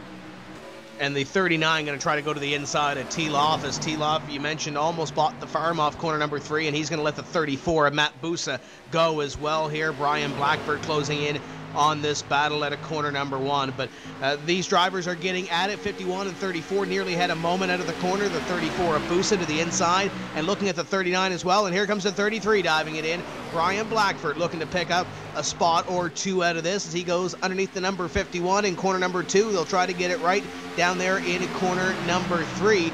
But as you see this pack, Joe, 2 drivers have pulled away from this pack. The 53 of Brandon Hawk and the 05 of Nick Ottinger. Ottinger going to try to pull away a little farther from this pack. What was 6 is now about 4.5 as we got one more car there, Alex Warren and Brian Day closing in on that pack as well. So it's getting exciting just outside the top 10.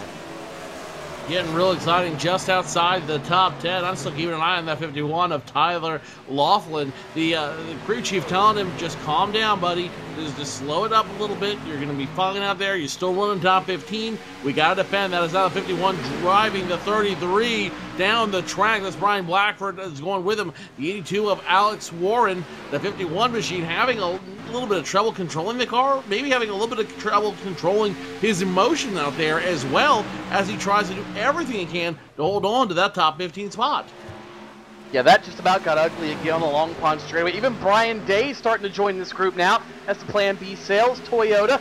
He actually made a cameo appearance on the Plan B, well, I would call it a spot, more like webisode. He and Steve Post from the MRN radio group, they had a little camera time with each other. So that was kind of cool to see for Brian Day. He's there in that group as well, but it looks like things now beginning to settle down, at least for the time being. The big thing I think we need to remember here, Tim, Michael Johnson, who kind of seems to be the guy that's antagonizing this whole backup, he's still on 2 tires that he took on a lap 41 pit stop. So he has not had 4 tires on that machine for quite a while, and maybe now finally the handling is going away on that 39 Fast Track Sims car to the point that maybe he's starting to drop back. But again, if you're one of these drivers looking to take 2 on a late caution, I think you do it. I think it's advantageous enough that if your car is close, you can make it work for you. I think you do too. Brian Blackford closing in on T-Law for 15th as Michael Conti has gone out in front of the field. He's about 1.9 seconds ahead of Brian Schoenberg, and about another second behind him is Danny Hansen. Jay Show's working pretty well up in front. Brad Davies in 4th. Kenny Humpy is position number 5 with Ray Alfala, Chad Lawton, Byron Daly, Chris Overland, and Robert Hall. Your top 10, Overland falling back a little bit as we're going to ride on board with Michael Conti. Take you for a lap around this Pocono Raceway, and Joe Conti seems to be fairly fast right now as they come across 65 laps completed as you go into corner number 1 with the 5 car. 35 laps left to go here at Pocono Raceway. Conti, Schoenberg, both those drivers working almost identical laps there on the field. Don't count out Kenny Humpy, though, all the way back in the 58 machine, position number 5. He was 0.2 of a second faster than your leader last time by, and this could be exactly what I'm talking about right now, guys, for Kenny Humpy, playing that strategy game, trying to make everything count at the tail end of the field. Remember, or the tail end of this race, I should say. As we look at the drive, as we look at the number 5 there, Michael Conti, look at him drive this machine around, working that wheel out there. This is where really you're going to see guys test what the limits of this new car. You're going to really see them test what this car can do and how it can react as the laps get tighter and tighter here at Pocono. And Joe, I think one of those things they're testing is, whoa, hello, one car way back in the field. Looked like it might have been like a Brandon Schmidt or a Thomas Lewandowski. It was one of the black cars in the field. Couldn't quite see who it was, but they had a moment off turn number 3. But yes, I think one of the things they're testing is what these cars do on a very long run, and Humpy, I think, might be on to something right now as you see Kenny Humpy chasing down Brad Davies. Humpy, at the moment, the fastest car on the racetrack. You see a little bit of a crinkle in the left front fender of that car, though. He's been in to somebody or something. I don't know if that's helping or hurting Humpy right now, but nonetheless, he is the fast man in town, and the thing we've noticed so far, Tim, that car doesn't appear to be quite so, well, it's not quite as tail happy as it was early in the run. Maybe Kenny Humpy has found that magical balance between the air pressures in the car, the fuel load, and getting that car to tighten up over the course of the run to where now it's drivable and fast at the end of the run. The only question is, can he make up 3.5 seconds to Michael Conti in this short amount of time? I think he's given up too much over the course of the run to be able to make it back up. And the end of the run, Tony, is going to come up fairly soon because these guys are going to hit pit road, I believe, in the next 5 laps or so. Because if these guys can go 30 laps, the last time they were down were 41, and they did have a caution in there as well. If they can go 30 laps from the end would be lap 70. So these guys are going to be on pit road very soon, as here comes Humpy to the inside of the 11 of Brad Davies. He'll look to pick up the spot going in to corner number 1, and it looks like he will. So move the 58 up to position number 4, and he'll chase down Danny Hansen as the 11 closes back in on the 58. Tries to get that suck up in corner number 1, but I don't think he's going to be able to do anything with the Ford Fusion in front of him. So Kenny Humpy will look to chase down Danny Hansen, Brian Schoenberg, and Michael Conti. And Conti actually has extended the lead about a half second over these past few laps. It's 2.3 between your top 2. That might as well be an eternity here at Pocono Raceway, eternity in any race for that matter. We've run 28 laps here on this green flag run, which means only one thing, guys. These guys are going to have to come down pit road. The question is when. The question is, when do you risk it? When do you roll the dice? When do you decide to do it? And just like a super speedway, these guys are going to need a little bit of help coming in and letting off pit road. Michael Conti hasn't made any indication yet he's going to come down pit road, but he's going to be forced to. The question is, will Schoenberg and Hansen come down pit road with him, or will they try to improve their positions on the field and stay out when Michael Conti come in? We got one down on pit road now. Looks like pit stops are slowly beginning to take shape, and that's going to be the number 40 machine of Josh Lawton. His crew is already around to the right side on the number 40 car as he has come down to the attention of his crew, and it will be a 2-tire stop for the TT's Custom Diecast team. He is down and away with a full tank of virtual Sunoco Racing fuel, 55 miles an hour. Josh Lawton, can he make it the rest of the way? He's on the outside of that window, the very outer edge. Everybody else from this point forward should, Tim Terry, according to the information you've been given, should be able to make it on this final stop. Yeah, they should be able to get to the end of this race. I believe the 36 had the hand out the window. For this time by, Justin Bolton is going to come down onto pit road, and he is the only driver within about the top 25 to come onto pit road this time, and he's on that line per se. He's going to come to pit road on lap 71, so he should be able to make it the rest of the way if we do go green, or be very, very close, as Mike Conti is leading this race, and we'll see when he decides to make that final stop. Keep in mind, Joe, we did have some drivers come in on lap 48 at the rear of this field, so that might help them a little bit when it comes to strategy. You never know. Somebody might mess up coming onto pit road, and it might bring out a caution. Whoa! Hello, Ray Alfala. Sorry about that, Tim and Joe. Peter Bennett came off the access road in turn number 3. Ray Alfala decided to cut left down pit road, and there was just about a major catastrophe on the entrance to the pit lane as Alfala cut across the nose of Peter Bennett. Luckily for both of them, no contact, no harm, no foul. As Alfala is down, he'll come to a stop, and if anybody has been paying attention to what's been going on, we anticipate this will be 2 tires. Team is around to the right side.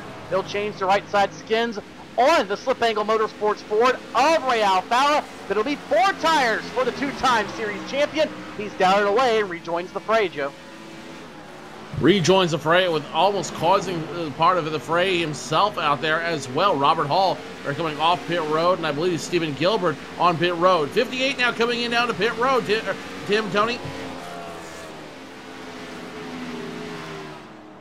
55 miles an hour for Kenny Humpy as he will slowly creep his way down one of the longest pit roads in all the NASCAR Peak Antifreeze series.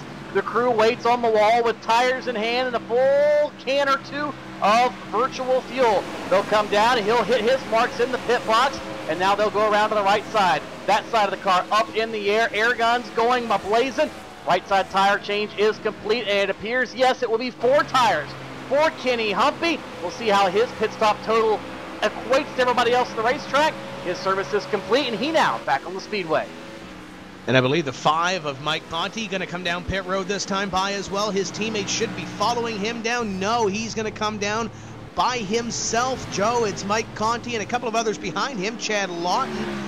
No, check that. That's somebody else coming down on the pit road. These cars all look the same at the end of it. Danny Hansen coming down. Brad Davies coming down. So I guess he's joined by a couple of his teammates. Brian Schoenberg, though, stays out. Conti will hit his marks perfectly as he goes down on pit road. he could be looking at a 2-tire stop, though it wouldn't surprise me if he did a 4-tire stop here as well, with so many others doing the 4-tire stop. Connie will make a 4-tire stop. Brad Davies in the 11 down on pit road as well. It'll be 4 tires for him while he's down here. Danny Hansen takes 4 tires. Adam Gillen takes 4 irons. Michael Johnson takes 4 tires. All these guys now taking 4 tires and being down in a way, and I've got a feeling that some other drivers out here may have made that pressure.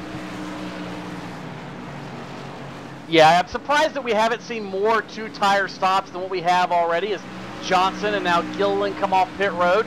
Brad Mahar's service is completed, and it looks like now here comes Brian Schoenberg. Finally, the double nickel is at the double nickel pit road speed, 55 miles per hour, and Schoenberg all the way down in pit number 2. He'll come in, he'll hit his marks on the brakes right where he needs to be, and the crew will go around to the right side. Now, if you're Brian Schoenberg, do you take 2 tires or do you take 4? Because it takes nearly the same amount of time with tires for that full tank of fuel, and it will be 4 tires for Schoenberg. He's down and away. He'll drop the clutch, and it looks like he'll come out behind Michael Conti. Conti already is in turn 1, and caution on the speedway. Schoenberg looks like he's going to lock into the second spot. It is the number 3 machine of Brandon Schmidt and the number 40 machine of Lawton getting into it off the tunnel turn, Tim. Yeah, the 40 and the 3 are coming through corner number 2. The 40 just gets all kinds of sideways, gets it up into the safer barrier, back down into the 3, and Brandon Schmidt, innocent bystander here, and the 40 and the 3 will both go for, I guess we call that synchronized barrel rolls down the back straightaway and towards corner number 3. Tough break for both of those drivers, but Brandon Schmidt, Joe, no place to go there for that number 3 car, and he's going to have a lot of damage to that race car. Hard to say whether the 3 was an innocent bystander or if the 3 just ended up getting into him and moving him up the wall. So the 40 machine getting barrel rolled in the infield. The 3 end up getting his tuppence if he was involved in that incident. Looking back at it, though, it looks like it might have been a little bit of neck code as well being involved, as the 3 and 40 had a little trouble out there. Yeah, not quite sure what it was, but either way, they appeared to touch, at least the result appeared that they touched somehow or some way. And if you're wondering why in the world we're saying that, and maybe you're new to this whole iRacing thing, very simply to put it in a matter of seconds, one computer thought the other computer was there. When you transmit something across a long distance, there's a little bit of what we call lag or latency, and sometimes the computers, despite how good the prediction code is, doesn't quite work out exactly the same as you want it to. I mean, at 160 miles an hour through that corner, a couple of thousandths of a second can mean the difference between trouble and making it out of the corner. So drivers that have not pitted, as we anticipate them coming down this time, looks like Byron Daly, Nick Ottinger, Matt Busa, Brian Blackford, Thomas Lewandowski, Alex Warren, really a whole host of drivers, Sturgis, Trombley, Harrison, and Josh Berry, all the top 10. Michael Conti was scored back in 11th. He will stay out on the speedway. But it looks like Daly, the leader now, going to be coming down to the attention of his crew, the Newtelligence 4. He is in. We'll have to go on board with him and see exactly what it looks like in the cockpit of that car, or that virtual car, if you will. Right side is up on the Newtelligence 4. They'll go around to the left side, one of only a few cars on the pit lane. Daly, crew chief Frank Kimmel II, they'll go for 4 tires on that machine, and it appears he will win the race off of the pit lane. Nick Ottinger going to follow suit. Blackford, Busa, and company, as Byron Daly, despite in any other racetrack, Joe or Tim, that would have been great for Byron Daly. It would have been so awesome. He'd have been in a great shape as far as being out of sync goes and being on the lead lap. But this is Pocono. You can pit, not go a lap down, and then when a caution like this happens, go by everybody that has to pit. Any other race, Byron Daly would have been in the catbird seat, but this time, not so much the case. That kid cannot catch a break, it seems. And with these tires not falling off as much as the old build, you're going to have those drivers that did come down pit road because they don't have to worry about fuel and they don't have to worry as much about tires, even though they only went, let's say, 3 or 4 laps between their pit stop and the caution. They all stayed out on the racetrack. So that's you're going to have Michael Conti stay out on the racetrack and lead this race. more than likely. Actually, I say that, and Josh Berry is out in front of the field, I do believe, here, when you look at the grand scheme of things. So maybe Josh is trying to lead a lap here. He does have damage to that Speedco 88, but you're going to have the 5, the 55, the 32, the 58, all those players that we had prior to that round of green flag pit stops into caution flag pit stops, Joe, they're going to be back up in front of the field. So we are going to have a, let's say, less than 25 lap dash to the finish of this race, albeit 25 laps at Pocono, I guess, really isn't a dash, but there's no more pit stops. These guys have what they have, and we've seen it before on this series where we get to the end of the race and guys get a little bit greedy. They get a little bit, they want a little bit more than what they have, and we see a few cautions at the end of some of these races. Pocono is a very wide racetrack, but we've seen it before. Even here at Pocono, I believe last season that we ran here, there was a little bit of an altercation going into corner number 1, if memory serves me correctly, that ended up altering the race winner. So we'll have to see how this plays out here in the remaining laps of this event. The remaining laps, I've got a feeling, are going to be incredible here at Pocono Raceway. More importantly, because these guys are going to do everything they can to make their move, get up front, and effectively go Machiavelli on this race. The ends justify the means. Well, for Michael Conti, Schoenberg, Kenny Humpy, Ray Alfala, get ready to see some of that take place. I don't think we're done watching combat here at Pocono. I don't either, Joe, and for that, we're going to need to take a break and refresh to make sure we're ready to see that fight and watch the chaos that ensues. You're watching the NASCAR Peak Antifreeze Series live for Pocono Raceway. We'll be right back.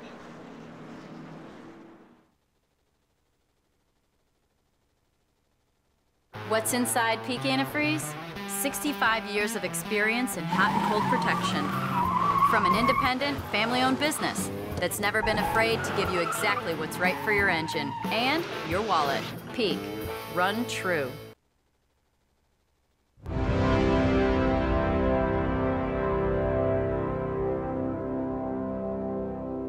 Race fans, it's time for those most famous words in motorsports. Drivers, start your engines!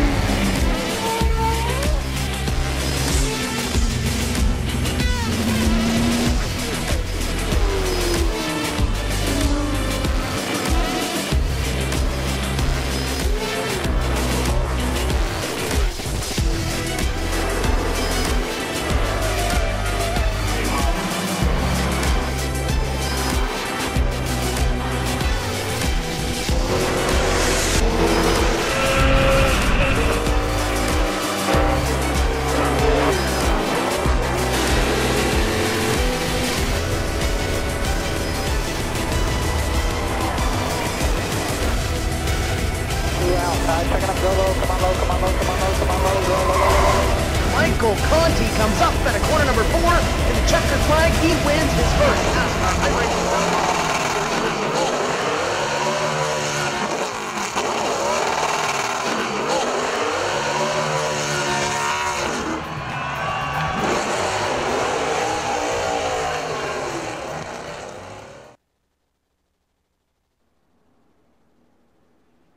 Welcome back to Pocono.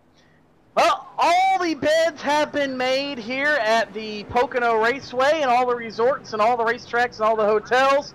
Well, so to speak at least, because it's getting down to showtime, guys. 21 laps to go when we go back green. 52.5 miles to settle this 250-mile contest.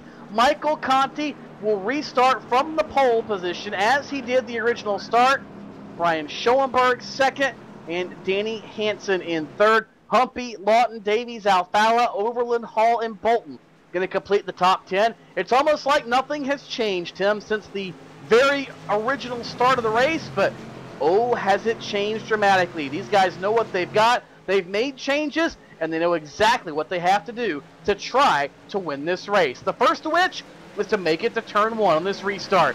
Pace car is off. Green flag in the air. Conti once again on the jump. And here comes Danny Hansen trying to stick his nose in there underneath of Brian Schoenberg as they work into turn number 1. Behind them, they're 3-4 wide into turn number 1.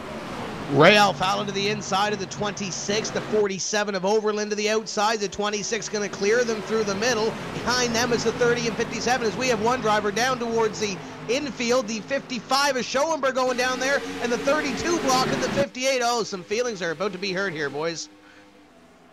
Feelings, maybe some bones about to be broken here as these guys try to navigate it. Amazingly, they find a way through without hitting anybody or each other. Schoenberg now second, Danny Hansen third. Kenny Humpy is hooked up with the 26 of Chad Lawton. He's bouncing through turn number 3 as he tries that low line once again. Not going to work, but he is going to at least put some distance between himself, Chad Lawton, and Brad Davies. Chris Overland now wants a piece of a party, and here comes Ray Alfala in that ghost number 2. Alfala, Overland right there behind Chad Lawton and Brad Davies. Kenny Humpy ahead of that foursome for that matter as they all try to dash their way towards the front to catch Michael Conti. And Conti says, I'm going to have none of this. I am going to go to town. I'm already on the way home down I-80 with the trophy in my hand. Catch me if you can. Conti out to a half-second lead. Meanwhile, they're banging fenders behind them, Tim. Overland and Lawton getting into each other into turn number 2. Overland trying to take advantage of it as well. Things are getting very hairy further back in the running order. Yeah, business is about to pick up about 5th or 6th place here as the 2 and the 47 going at it. I believe that is back in the pack just inside the top 10. Robert Hall's in the top 10 as well, looking at this battle side by side in front of him as Ray Alfala tries to defend the position on the 47. Contact made into corner number 1, and the 47 of Overland's going to have to regroup there. That was almost big. That could have been huge for the 47. Now the 47 forced to slow up. Here comes the 30 of Robert Hall as he's going to try to get around that 47 that's limping a little bit now, almost having his nose chopped off down there. Now, don't look now, but here comes the 8 of Adam Gilliland, who almost caused an incident earlier. He's now working on the 30, now trying to get around the 47. Adam Gilliland trying to get himself a big finish tonight here at Pocono. And Adam Gilliland hasn't made a lot of noise tonight. He's been very, very subdued, very calm, but guess what? Here he is at the pay window, trying to shuffle his way further forward in the line. And right now, having some pretty good success. He'll get underneath the Robert Hall, try to slide up into him. They'll nearly make contact. Gilliland now on the bottom underneath the Hall. This is good news if you're Chris Overland. Means that maybe you can get your wits back about you and race your way back up to Ray Alfala. As now it looks like Gilliland thought about falling back in line. He'll do so at least briefly behind the 30 machine of Robert Hall. Single file through the tunnel turn. Although behind them, PJ Sturgis just about got into Brandon Honk and caused another yellow flag. But nonetheless, things have calmed down there. Further ahead of them though, business has picked up. Humpy ahead of Brad Davies. He's caught Danny Hansen and Brian Schoenberg, Tim. And here comes Humpy to the inside of Danny Hansen. Hansen trying to hold him off. Danny Humpy, though, has a run going down to the first corner. We'll see if the 58, your point leader, can pick up one more spot. But don't look now. Here comes Brad Davies in the number 11. Davies looking over this battle in front of him for position number 3. And these guys are pulling away from the rest of the field. But as they battle, Mike Conti also pulling away from them in turn as the 58 continues to work over the 32. And he might be one there, almost contact. Yes, there is. Down to the inside goes the 32 and 58. This is going to hurt. 32 and 58, heavy damage. Caution flag should be flying here. No caution yet. 32 of those tore up. 32-58 making contact coming out of the turn, and now the 32 runs into the 58, almost a retaliation. Caution flag out as a result of that one. But guys, really the 32 has got to thank the 11 of Brad Davies for all of that one, for making all of that work out the way it did out there. The 32 not happy the way everything ended, but I just don't have any words. Yeah, Joe, it looked like it was just a product of hard racing. Kenny Humpy knowing he's running out of laps with a car that, as we've documented, very, very loose, much a handful early in the run. Just trying to use up all the racetrack he could. He tried to stay off of Hansen, but it appears maybe the two just barely got into each other, and that sucked the two of them together into a synchronized spin down the back straightaway, and very lucky it didn't catch anybody else in the aftermath. This Humpy could have been bounced back out into the flow of traffic, and I'm sure Hansen's retaliatory move not going to be looked on very well by the stewards at iRacing as well. Nonetheless, it does put us under caution here, Tim, and now the question is, what do you do with less than 15 laps to go if you're Michael Conti, Brian Schoenberger, if you're a Byron Daly, a Brian Blackford, somebody further back in the running order? What do you do? I think if you're up front, you stay out. As long as you're good on fuel, which these guys should be, especially with these last two cautions, you're good on fuel. If you're up front, if you come down, you come down for only two, but I think if you're one of the guys up front, I think you got to stay out with the way these new tires are built with this build. If you're back around, let's say 10th, 15th place or so, you might want to come down onto pit road and maybe play some strategy out. We're showing the replay of the second hit, and this is what ultimately brought out the caution. Now, I don't know how the iRacing officials, Joe, are going to score this, but the initial contact between Humpy and Hansen coming out of the corner was not what caused the caution. Ultimately, it was the 32 retaliating on the 58 to bring the yellow flag out. Tony mentioned the retaliation probably not going to look well on the official side, but the 32 running into the 58, that was the caution. The 3 blew up about 5 seconds after that. So I'm sure the officials are they're going to have their hands full here, and in just a few moments' time, I'm sure they'll look at it or look back at it in about 15 laps. This is going to be a very, very hard incident to decipher, and really it starts all around that number 58 machine of Kenny Humpy. He was trying to race that 32 machine of Danny Hansen as hard as he could.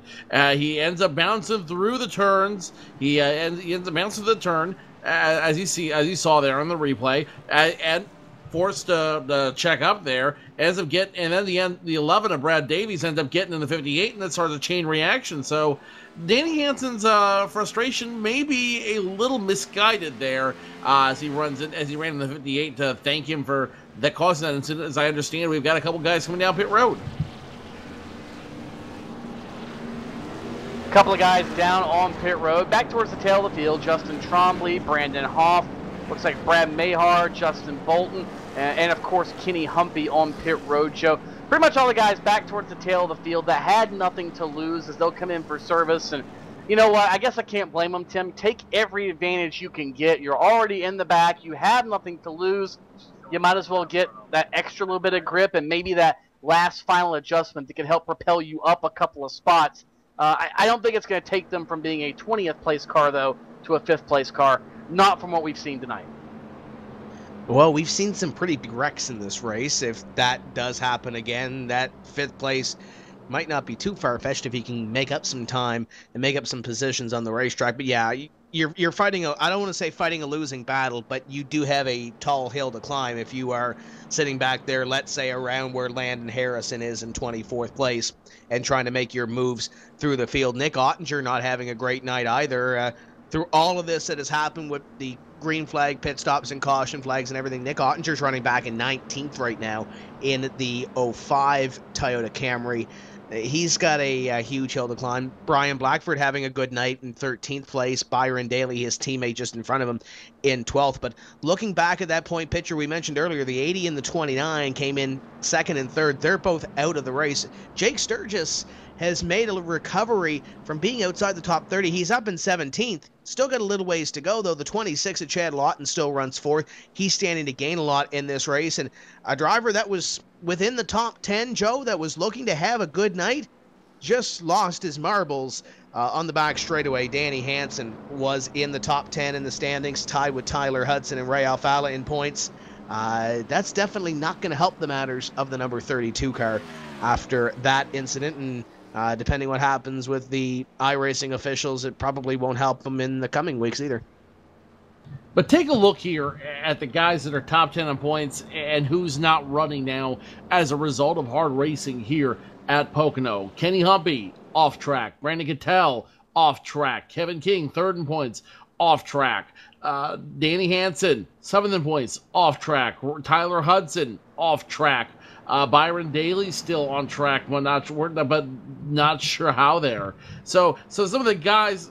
So the guys here that are now in contention for points are guys like Jake Sturgis, who are currently running 17th on the field. Chad Lawton, who is running now 4th on the field. Nick Ottinger, who is in the 05 machine, who's running 19th. This is not going to be a glorious points race for anybody really involved here in the top 10, maybe even the top 15 there, Tony and Tim. And I've got a feeling that this might end up becoming some of the unofficial drop race for some of these guys. That's exactly what I was just thinking, Joe, as you ramble off the list of people having not so stellar runs here this evening. Yeah, this might be the drop race for those guys, and I think they're very thankful that those things do exist because of nights like tonight. But the downside of using your drop race at a place like this, well, they're really, I mean, it's very simple. It's given to you for a reason, but you'd rather drop a race later because you know that you used everything up as good as you could up to that point. Now, with this being race number 5, Tim, you know in the back of your head, I have no more mulligan. I've got to be flawless from here on out. And some of these drivers, I want to say they can't take the pressure, but it weighs on them, and sometimes that causes more mistakes than what there would have been otherwise. Yeah, that pressure will sometimes get to you as the lights come off. The pace car next time by will go green with 11 laps remaining in this event. You're going to see some of these drivers come down the stretch, especially when they know that pressure is really on, when they get to that point just before that no drop zone per se at the end of the season, where these guys are going to have to perform. They know that there's no more mulligans left. We mentioned earlier in the evening, Tyler Hudson misses this evening. He had a rough race at Daytona, so that doesn't help him either. You can't really afford in this series, the way the competition is, to have 2 bad races. You can have 1 bad race in the series, at least in the first few races of this season, but you really can't afford a second bad race because it knocks you out of contention for the title. These guys obviously racing for the top 20 to lock themselves into the series next season, but they're looking for the bigger picture, Joe. They want to get in, get some money or get some iRacing credit out of this season, get in the top half of this series and fight for something and make it worth something at the end of the day. That's what it's all about at the end of the day. If you can't get the trophy, you want a little bit of cash. If you can't get the cash, you want the iRacing credit. If you can't get the iRacing credit, you definitely want to get invited back next year to Pocono Raceway.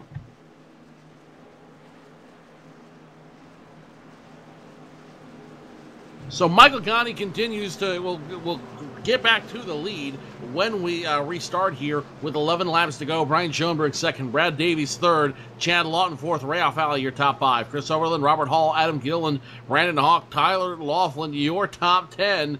And now all eyes will be on the driver of that number 5 Abuto Gaming Cockpits machine. He's been so dominant all night long. Can he hold it on for 11 more laps? That is a question, Tony. We're about ready to find out. 27.5 miles remain here at the Pocono Raceway for the NASCAR Peak Antifreeze Series. Pace cars off, green flags out, and Brian Schoenberg is on the button. Look at Schoenberg down the front straightaway. He rocketed ahead of Michael Conti, and he'll clear him into turn number 1 for the first time tonight. I think we've seen somebody pass Michael Conti on the racetrack. Now the question is, how does Michael Conti react, and can he keep his wits about him? Can he stay patient as he tries to run Schoenberg back down, who we know, Tim, is going to be very aggressive to try to keep that lead? And as these guys go down into corner number 2, you're seeing a lot of drivers pushing to the front of the field outside the top 5. But you mentioned it, Schoenberg lights out on that restart, was lights out on an earlier restart as well with Kenny Humby, but now he has to defend from his teammate. Here comes the 5 of Mike Conti, looking to the inside for the lead position. Schoenberg has to defend from the outside. He'll lead lap number 90. They'll see 10 laps to go this time by. But Joe, does Brian Schoenberg have enough to hold off his teammate and get his first win in the NASCAR Peak Antifreeze Series? That is a $64,000 question with 10 laps to go. Schoenberg showing strong out here, showing strong in front of that 5 of Conti. Brad Davies now right behind both of them, trying to make it work. Let's go ahead and take a look at the replay in the box real quick here of the 82 machine. On that restart, you see Alex Warren making heavy contact with that driver around him, trying to get that push. Everyone trying to make it work for themselves. Everyone trying to get that push, get moving out front. One guy trying to get back, moving up front, Michael Conti, as he's going to try to take away the lead from teammate Ryan Schoenberg. Schoenberg trying to hold on the grip strip. Can he do it? The 5 down low. It's going to be a drag race coming off the turn, and now it's going to be the 55 still leading, but for how much longer, Tony? Hard to say. The good news for Michael Conti, he's got the preferred lane in turn 1. Schoenberg, though, going to try to pinch him down. He's going to try to contact Schoenberg into the outside wall. Brian Schoenberg trying to throw the block or at least pinch his teammate Michael Conti. Slid up into the outside wall. Conti very lucky not to get sucked into it as well. We saw it happening maybe in turn number 3 as the two of them were battling side by side, and Conti drove it in deep. Schoenberg on the very edge of control, but the bottom is prevalent in turn 1. We saw Schoenberg realize that and try to get as much of it as he could. And Tim, looks like maybe trying to pinch your teammate to slow them down. Well, at least if it's Michael Conti, might not be a good idea. And when you look at it, it doesn't matter if it's teammates or who it is. You got to put yourself in Brian Schoenberg's shoes.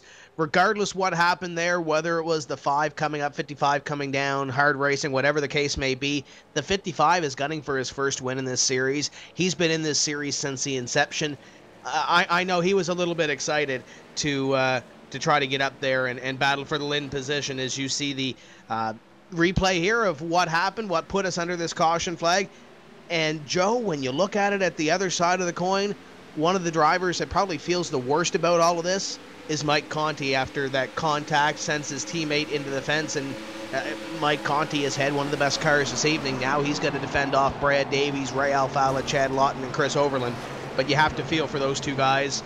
Mike Conti probably feels the worst out of the contact that sends his teammate into the fence, and I'm sure Brian is probably not happy. He's a pretty animated driver. I'm pretty sure he's not happy right now.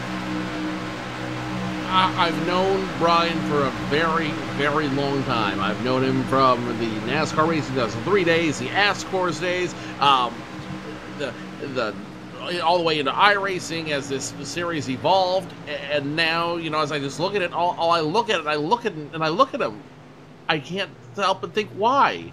Brian, you were looking at a 1-2 finish there, buddy, and I know you were excited. I know you got to know both those J-Show Motorsports guys were excited about the possibility of a 1-2 finish there. They were thrilled about that. Why? What would... I just don't have any words. I genuinely, honestly don't have any words for what I just saw. I know both those drivers are excited. Maybe adrenaline, maybe emotions got the best of them, but that is not how you race a teammate. I'm sorry. That's just not how you race a teammate. Well, let me play devil's advocate for you. Obviously, we don't know the team politics within the J-Show group, but there are certain teams in racing that say, look... I guess Tony's out of speechless as well. Well, yeah, apparently. But let's look at it this way, Joe. There are certain teams that have various team orders. Some say, race. Do whatever you got to do. Just race each other. Just try not to, you know, break each other's race cars, if you will. Unfortunately, that kind of happened here. And other teams have very strict team orders. We don't know what it is in the J-Show group, but I'm pretty sure part of it's going to be don't wreck the race cars when your teammates are around you. And that did happen here. But now the question is, Tim, can you put it behind you if you're Michael Conti? Can you get past that and worry about the guys behind you now, Brad Davies and Ray Alfala, among others? Oh, you've got to. You've got to park it here and look forward. You can't really look back when it comes to this, especially when you're trying to hold off veterans in this series like the 11, the 2, and the rest of this field. You really cannot let what just happened be a part of your next. It's going to be 6 laps or so when we come back this time. We'll probably get green with 4 or 5 laps to go in this race. You really have to park it right now and look forward. As hard as it probably is for Mike Conti, because he probably feels bad for what happened, regardless what way you look at it, whether you're on the 5 or the 55 side. And I know a lot of people in the spec chat within the server they're kind of undecided, Tony. We have some people watching the race that think that might have been the 5's fault, and some that may have thought the 55 came down. So regardless, whatever side you're on, it was hard racing, and the 55 went into the fence, and the 5 is still leading the race. So whatever way you look at it, the 5 has to park those emotions, whatever emotions may still be there, and continue on with this. Yes, you do, Tim, and there is no doubt about Michael Conti. Now, his young age, it might be easier to do than maybe if you're, a little bit older, but, also by the same token, that youthfulness and that exuberance can work against you sometimes, and maybe Michael Conti thought, well, I need to get me a win here, and maybe stuck his nose in there a little deeper than maybe he should have. Maybe he, thinking it over in his head, realized I should have backed off and went at it again. I still had 8 or 9 laps to make things happen. But he's going to have a little bit more time. An extra lap or so of caution than what we anticipated means we should go back green with about, complete lap 40, with about 4 laps to go. 10 miles is all that's going to be left to settle it. We'll come back and bring it to you live here from Pocono. You're watching the NASCAR Peak Antifreeze Series live. We'll be right back.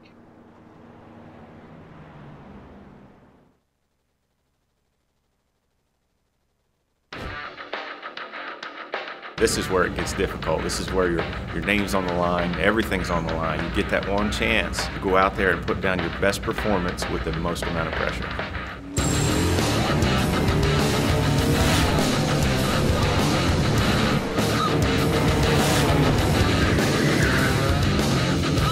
So you got to take this race car, this whole new group of people, go to the racetrack, somehow impress them, and oh, by the way, you got to do it now.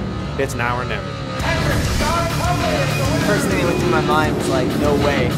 Just be real important to try to figure out how to put the tires under him and run a smart 150 laps. They might bump him around a little bit, but what doesn't kill you makes you stronger.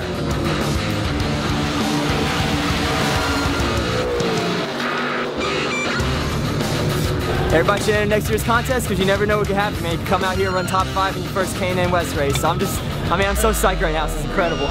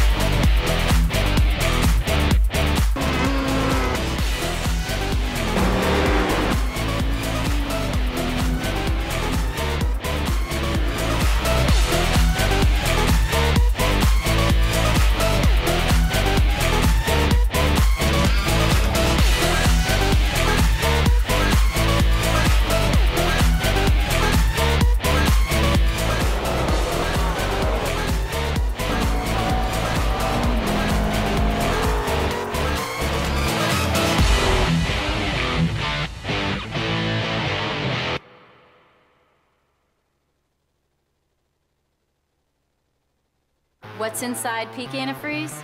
65 years of experience in hot and cold protection. From an independent, family-owned business that's never been afraid to give you exactly what's right for your engine and your wallet. Peak. Run true.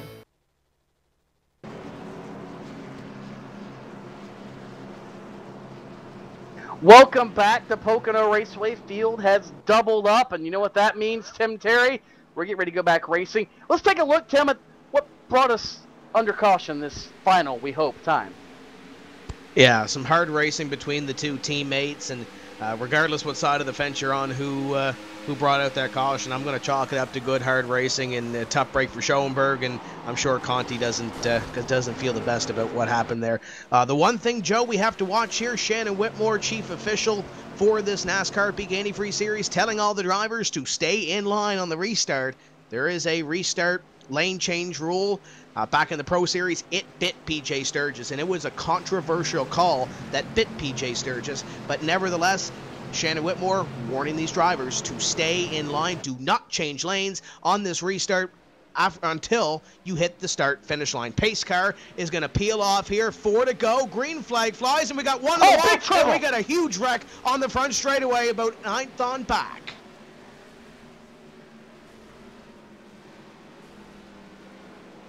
Looks like Byron Daly is in it. Adam Gilliland was in it. Looked like maybe it started when some car, spun the tires, but it was back for about the 10th, 12th spot or so is where it all started. And it looks like, going back at the replay, that maybe Adam Gilliland just did not go when the time came, then spun the tires. Teloff got in it, Daly a hard hit, and about 6 or 7 other race cars caught a piece of it. But it all started with the 8 and the 93 as they were on the outside and really nowhere to go, Tim. Tough break for each of those drivers because they were having some pretty established runs up in the top 10. And Byron Daly, I guess he had to grab himself a handful of driven steering wheel. I don't care. They might be the best steering wheels in the business, the driven wheels, especially their new sim wheels, but not even the best steering wheel on the market can keep you out of a crash like that. That was wrong place, wrong time for Daly and the guys behind him.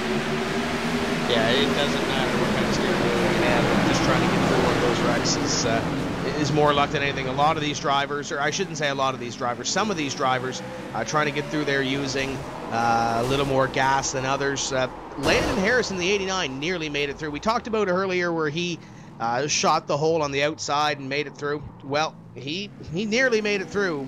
Josh Berry and Justin Bolton made a little bit of contact.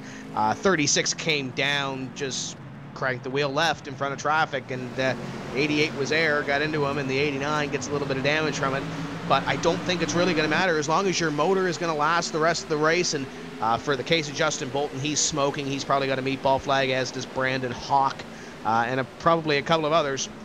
We are likely going to finish this race under the caution flag. I don't think we're going back green. So as long as Michael Conti can keep that thing under him for the remaining 3 laps of this event, we are likely going to see Mike Conti go to victory lane at Pocono.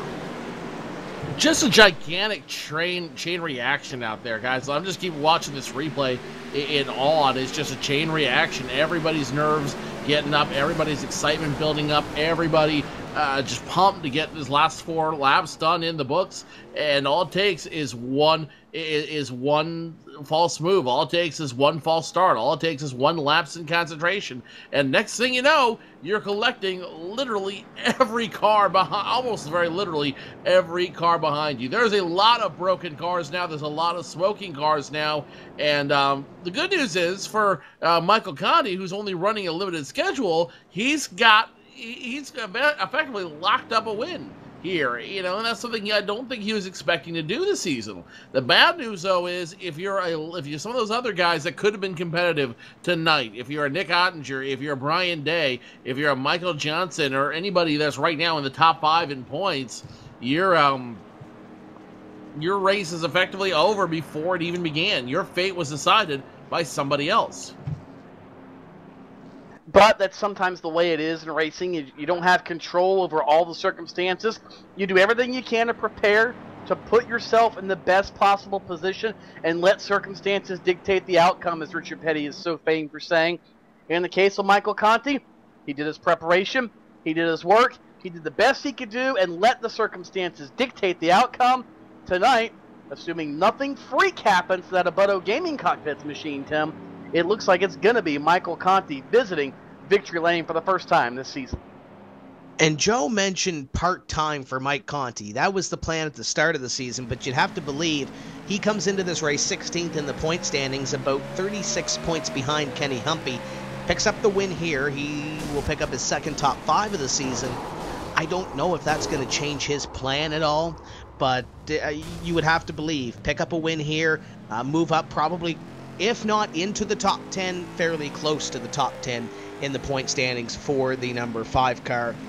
He's run all the races so far, so it hasn't been a part-time effort thus far in this NASCAR Peak Antifreeze Series season. It might change something for this Abuto Gaming Cockpits number 5 as he comes by that time. 2 laps to go. Brad Davies, great run for him. Ray Alfala, Chad Lawton, yeah, those guys were around the top 5 for most of the race, as was Chris Overland. Robert Hall is going to come home with 6th. Brian Blackford 7th. Teloff going to come home in 8th. PJ Sturgis in 9th. And Nick Ottinger, we talked about him around the top 15, top 20 or so in the late laps of the race. He comes home with 10th. So there's some drivers there that Joe picked up some spots due to the incident, but had been hanging around the top 10 for most of the race. The 51 car was good for most of the race. He comes home with a top 10 run. The 57, same deal. 33 of Brian Blackford was knocking on the door for most of the race, and they come home with top 10 runs at the end of it. And I think you hit the nail, though, on the head there, Tim, when you talk about Michael Conti winning tonight's race. He said he was only going to be a part-timer. He said he was only going to run a limited schedule this season here in the NASCAR Peak Antifreeze Series. He's had 4 starts, though. He has started all 4 races we run here in the NASCAR Peak Antifreeze Series. He picked up 10 positions in his last showing, 1 top 5, 2 top 10s. So this one win, number 1, will loft Conti maybe into the top 10 in points, and number 2, it might absolutely positively change his mind about what he wants to do for the rest of this season. Having a win, getting into the top 10 in points 5 races in, I think that might be enough to make him reconsider if he just wants to be a part-time participant or if he wants to try to make a big run this season. It might change his mind, Joe. Of course, it might not. We saw that years ago with Mark Martin when he was doing that part-time schedule thing. Everybody said, oh, he's running great. He's going to reconsider. And he didn't. He said, I'm sticking to my plan. This is what I wanted to do. And that's exactly what he did. Michael Conti could do the same thing. White and yellow flags are in the air. Remember, the green-white checker has not been automated into the iRacing software as of yet, although they're still working on it. The Tony Gardner team hasn't quite got all the bugs out of it yet. So, quite happened. Nonetheless, Michael Conti doesn't care. He wants it to be like this. He wants to come to the checkered flag under any circumstances possible, and he's only about 1.75 miles from making that happen, Tim, as he circulates around the triangle here for the final time. Yeah, white flag is out, and think next week we go to Charlotte, or 2 weeks' time we go to Charlotte for a 200-lap affair.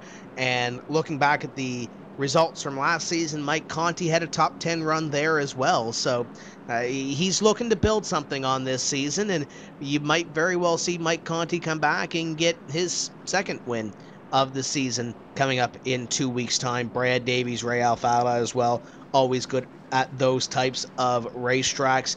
And when you look at this race, when we close this off, Joe, you got some drivers that are kind of thinking what might have been. Brian Schoenberg was up front, led some laps, was strong on restarts. He's going to come home probably somewhere around 20, late 20s, early 30s. He is out of the race. He has scored on the lead lap the last time by, so he'll probably be somewhere 27th, 28th or so. You got Byron Daly involved in the last wreck as well. Danny Hansen ran up front. Kenny Humpy ran up front. They're going to finish in 33rd and 32nd place. There's a lot of drivers, Joe, that are kind of thinking what might have been. Kevin King 38th, Joey Round 37th. There's a lot of guys at the back of this field that are going to want this race back. And there's a lot of guys who want this race back, considering the next tracks in the season. As we look forward to the next 6 races: Charlotte, Dover, Michigan, Kentucky, New Hampshire, then Indianapolis. That is definitely going to make for some very interesting racing, and a lot of guys who are going to want this race back. But the guy who does not want this race back is Michael Conti. Crosses the start-finish line for the final time, and he is officially your winner here at Pocono. 100 laps survived, and the part-timer now getting congratulations from all the other drivers around him. The part-timer picks up a big win and a big part of the season. Very, very big win for Michael Conti as he'll come to the checkered flag and end up winning here at Pocono. I'm sure that winning from the pole was on his mind, but I don't think he planned on doing it quite like this. Nonetheless, we'll get his thoughts. I'm sure we might have a chance to talk to Brian Schoenberg before things are said and done. And, of course, we'll talk to the rest of the top 5, as we always do here on PSR TV. Thanks for joining us. Our post-race show for the NASCAR Peak Antifreeze Series is coming up in just a couple of moments. Don't go away. We'll be right back to talk to your winner and more.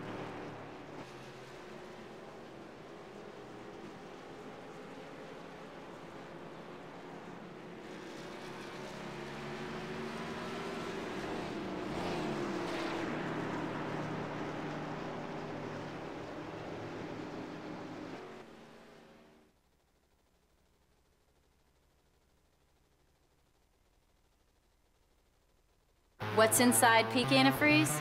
65 years of experience in hot and cold protection. From an independent, family-owned business that's never been afraid to give you exactly what's right for your engine and your wallet. Peak.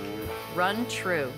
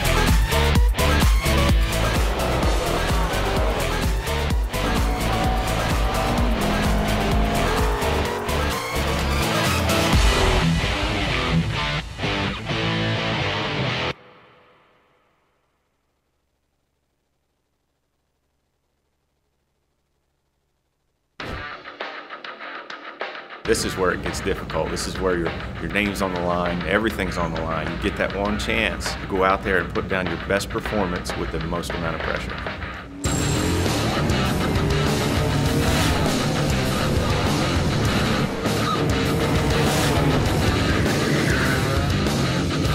So you got to take this race car, this whole new group of people, go to the racetrack, somehow impress them, and oh, by the way, you got to do it now.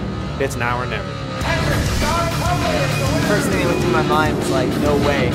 Just be real important to try to figure out how to keep the tires under him and run a smart 150 laps. They might bump him around a little bit, but what doesn't kill you makes you stronger.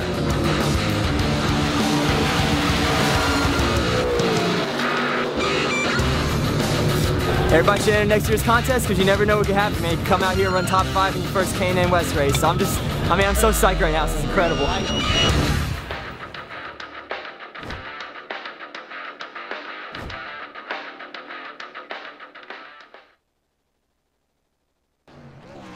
Welcome back to Pocono Raceway, where Michael Conti burns them down here on the front straightaway.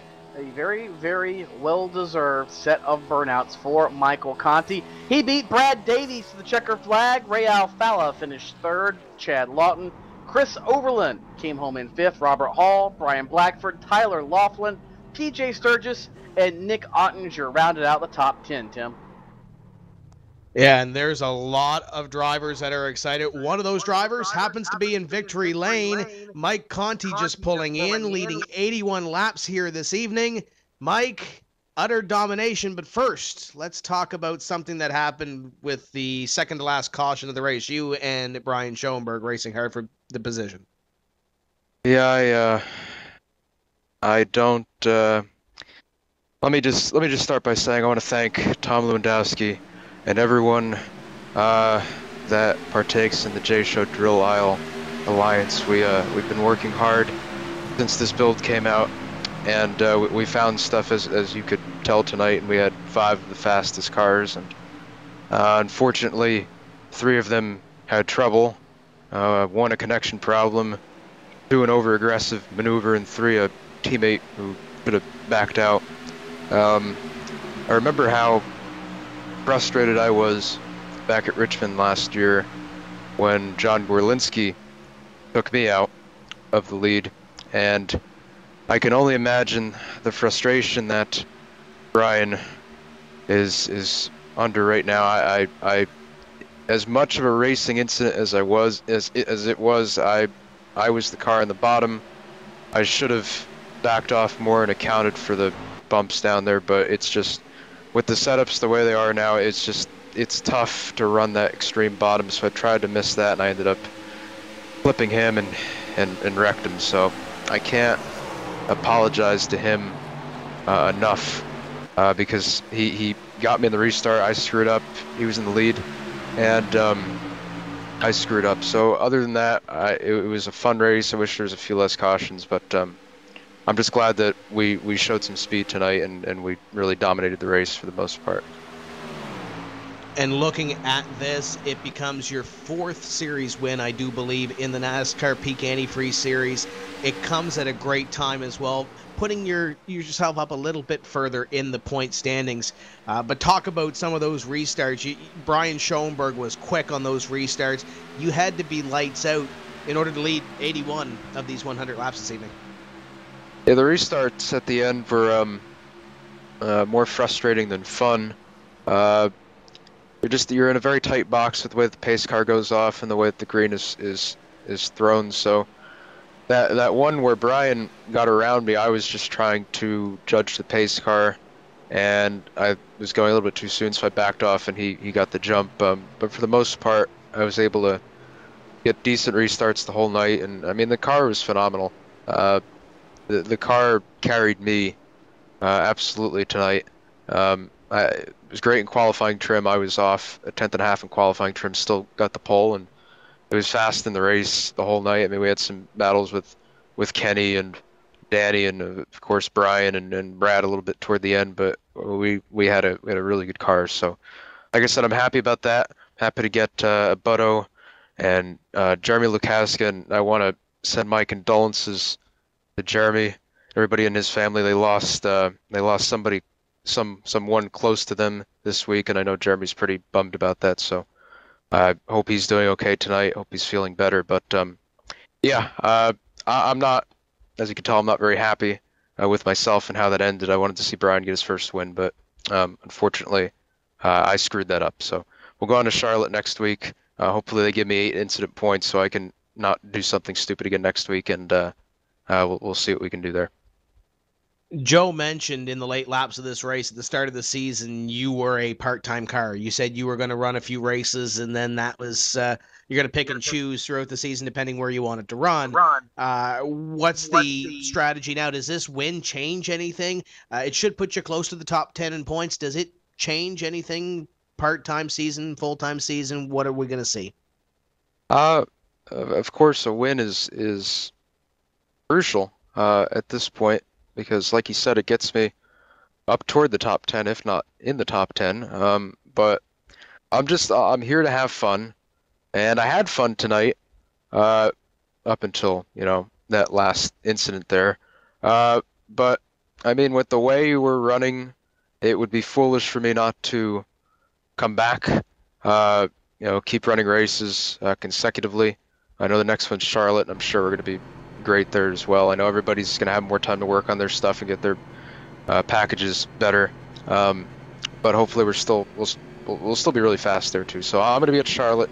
I don't know what track is after that. I really don't know the schedule that much. I'm just kind of playing it one race at a time. But I'm going to be here until it's not any fun anymore. That's the best answer I can give you. You mentioned some of the great partners on your car. You mentioned some of the teammates as well. Anybody else you want to thank for putting you in victory lane this evening? Who makes it happen for the 5 team? Yeah, again, just Butto Gaming Cockpits, at Jeremy Lukaszka, that's his Twitter handle. The RCRL for their continued support of the team in general. And of course, Tom Lewandowski, and all of his setup expertise. And what he's been able to teach me in the last 2 years has been invaluable, and I couldn't ask for a better teammate. And once again, all of my other teammates that work hard each and every week, running laps, Danny Hansen, Brian Schoenberg, everybody that's over there, I can't thank them enough. And just once again, I hope Brian can cool off a little bit after this race, and I hope that we can talk it over before the night's over, and just try to come to a consensus and, shake hands virtually, of course, and go into Charlotte with clear heads. So hopefully that'll happen, and we should be good in Charlotte if we can shake all of this off. And there's your winner, Mike Bonte, after leading 81 laps this evening, coming home with the win. And Joe, you can tell in his voice he's still a little bit upset, but as he mentioned, we'll see what happens in 2 weeks' time. I'm sure Brian and Mike will talk throughout this week. You've caught up with the driver that finished in position number 2 this evening, driver of the number 11, Brad Davies. Brad Davies in the number 11, coming in second tonight. Brad, this is going to be a really special finish for you. It's been a while since we've seen you up here in the top 5. Yeah, I think I had a top 5 about a month ago somewhere. I can't remember, but this should be the second top 5 of the season, so I'm pretty happy about that. Just going to try to keep the momentum going here. Walk us through what happened in that incident with you and Danny Hansen and Kenny Humpy. We know that those two got in front together, right in front of you. What did you see from your perspective? What happened in your car? Well, I was coming off a 2, and they had been racing pretty hard for a couple laps, and they got side by side in the middle of 2, and I believe Humpy was on the bottom and Danny was up high, and I'm not sure who got into who. I don't know if Danny hit the wall or if Kenny moved up and got into his left rear, but somehow they got together, and I was right there. I was coming with a run off a 2 since they were side by side, and when they got together, they just they checked up right in front of me, and I kind of ran into the back of Humpy, I think it was, and kind of crumpled up my nose of the car. So I was a little worried about overheating from there, but it really wasn't an issue because we had so many cautions from there on out. You mentioned the key word there, cautions, and there was a lot of them tonight here at Pocono. How hard was it for you? How difficult was it for you to navigate all of those yellow flags and ultimately put a strategy together at the end that put you up in second? Yeah, it was a little frustrating. I wanted to see some green flag runs, even though I didn't have the best car in the long run. There was quite a few guys that were better than me on the long run, but I wanted to see it go green just because that's the type of racing I like. But yeah, I thought it would be a better race just because the track is so big. Things would get spread out, and a lot of guys, kind of missed on the setup, I think, a little bit this week since this is the first race of the new build. So I did think it was going to go green, but unfortunately we did have a lot of cautions, which was kind of surprising. Brad, 2 weeks' time, we're going to be at Charlotte Motor Speedway. Thoughts, feelings about that? Charlotte, I don't know. I'm hearing there's a lot of grip there now, so it's going to be interesting to see how the car drives. I haven't run any laps yet myself, but she'll probably start on that in the next week or so. Hopefully it's a little bit better race than Pocono was. It's a little smoother. I think I'll like that. A lot of bumps at Pocono. It gets kind of frustrating, but hopefully we have some good side-by-side racing in a couple weeks. We'll certainly see what happens in a couple weeks' time. I know it's a very plain car for you and the number 11 Chevrolet Super Sport. Who makes it work for you at the end of the day? Who's behind the Brad Davies team? Well, not too many guys. But I got to thank the guys over at J Show, Brian Schoenberg and Tom Lewandowski and Michael Conti, Danny Hansen. We tested a little bit, shared some ideas, and came up with something pretty good. I think most of the cars from that team were in the top 5 or 10 for most of the race. So thanks to those guys. Brad Davies driving the number 11 Chevrolet, finishing second tonight. Brad, congratulations on a big finish tonight, and we will see you in a couple weeks' time in Charlotte. All right, thanks, guys. Tony Stevens is caught up with the 2-time champion Ray Alfalla, finishing third tonight. Certainly have caught up with the driver of the number 2, Ray Alfalla, and Ray, not a very bad run for you by any means. Finished on the podium here tonight in the 3rd spot, but how is your program doing after one race now with this new build and this basically new rules package? Do you think you're where you need to be? No, not even close. We just missed it a little bit. We had really no idea, going into the race who was fast and who was not. We were pretty comfortable that we were decently fast, but everybody at J Show and Drill Isle was way faster than everybody else. Pretty sure I know why. So, it's just go back to the drawing board on that, but I'll take third with a 6th or 7th place car. Yes, I really can't blame you there if you finish ahead of where you think you should have finished. What was the difference? Obviously, you don't want to give away all your secrets, I'm sure, but what is it that you think you are missing? You point out you think you know what it is. We don't have Brad Davies rims. That's what it is. Did you guys see those things? Those were sexy, weren't they? Well, if that's what you want to call them. Well, either way, I guess if that's what makes you fast and that's what does the trick for you, then you just got to put green rims on your race car. There's no question about it. Earlier in the race, though, working back a little bit, there was a close call during green flag pit stops. Peter Bennett was coming off the access road in turn 3, and you cut left on pit road. Did you have any idea he was there at all, or was that a near miss that you just about got yourself taken out? Yeah, I saw him go to the access road in turn 3, and I figured he was going out slower, and I kind of said, well, I hope he's not there when I cut left, and I saw him, and I just kind of stayed in it till I cleared him and then braked. And I guess that worked for you for sure. A couple times in the race we saw guys very out of shape. As far as the setups on these cars now, have you had to go back to driving these things as loose as you can stand them in order to get that fuel burn off, to get that car to tighten up? Or is that just a characteristic of this racetrack? Or why do you think we were seeing that so much tonight? And was it something you were fighting? Yeah, I was really, really loose the whole race. I was tightening it up the whole race and made it too tight at the end. We were just struggling with speed, overall general speed. It wasn't really one thing or another. The car drives so different from anything we've driven in the past year. I would say the change from the V4 tire to the V5 new tire model is almost as big as the change from the old tire model to the new tire model. You can drive it off the right rear now. It's kind of snappy. There needs to be some work on the fall off, obviously. But I feel like the car is a lot more dynamic, and the driver has a lot more control in a sense. Different lanes actually work now because you can kind of go wherever you want with the car. And we don't even have dynamic surfacing yet, so that's good for the future, I think. The tire needs a lot of work, of course, but I feel it's a step in the right direction from what we had the past year or so. Well, that's always encouraging to hear when you think they have made a step in the right direction. I would agree with you. Anytime that it seems like iRacing comes out with a new build, it's always a step in the right direction. I know you got a lot of people that make things happen with the Slip Angle group, and some of you had great runs tonight, some didn't, but who all does make it happen for the 2-car?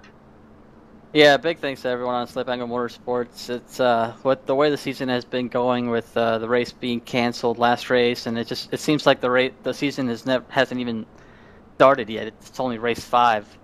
And main performance PC sim pedals, those pedals should be coming out soon, so look for those. They should be awesome. Proki Consulting, newblockhosting.com, Disabled Racers, and also StemSimX.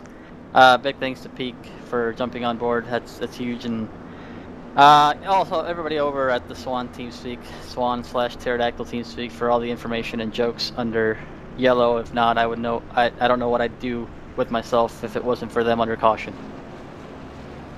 Well, it sounds like they've got you pointing in the right direction and headed exactly where you want to be. That's Ray Alfalla. Finishes 3rd here tonight, unofficially 2 points out of the point lead behind Chad Lawton, Tim Terry.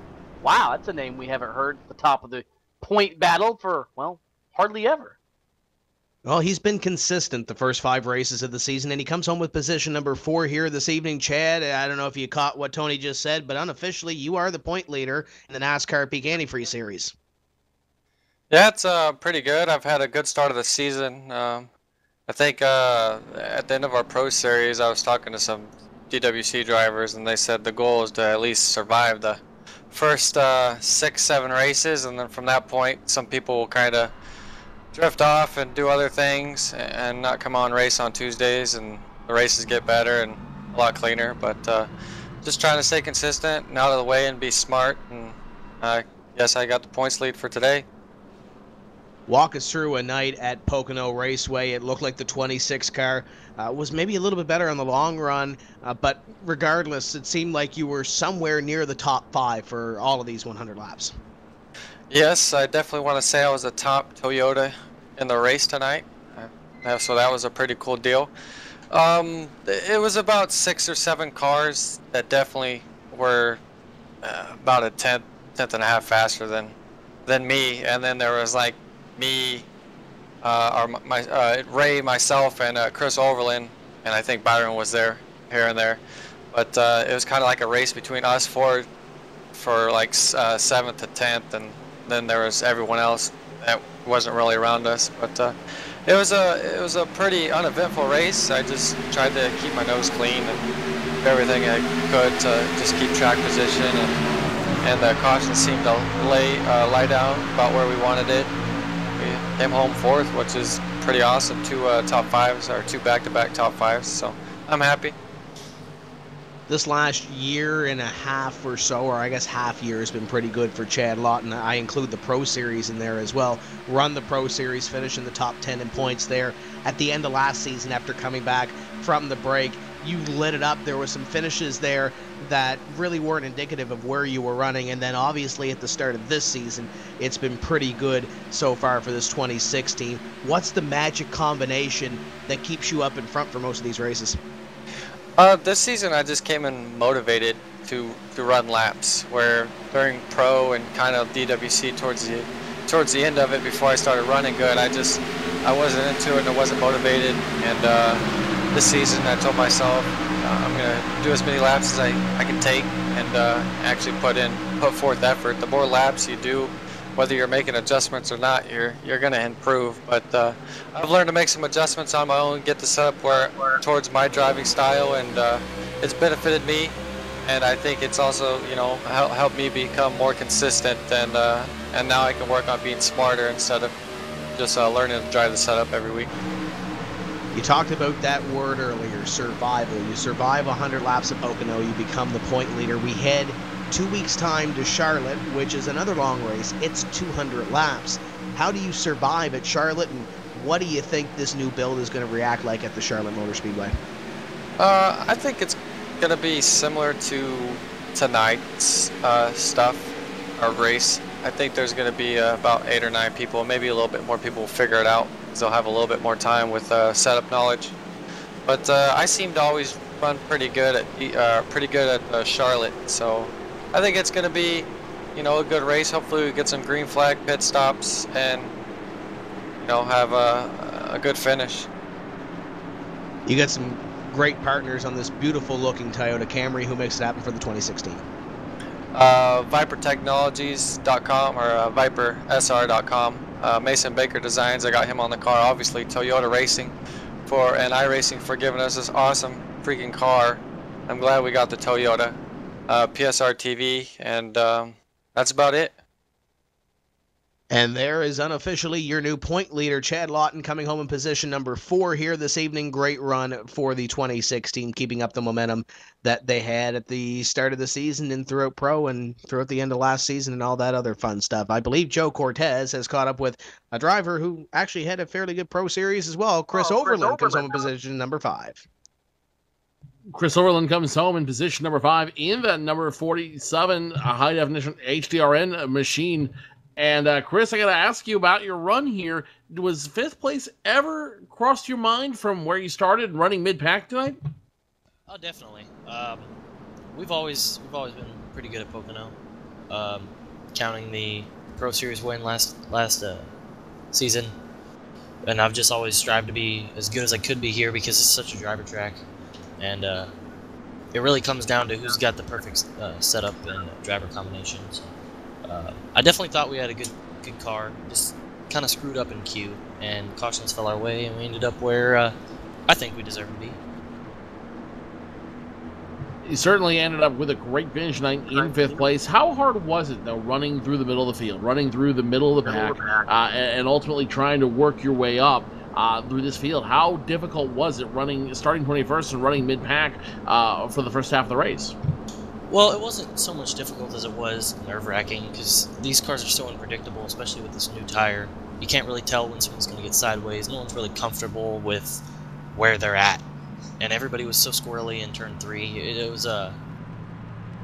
was really hard to know if the guy underneath you or the guy in front of you had control of his car. So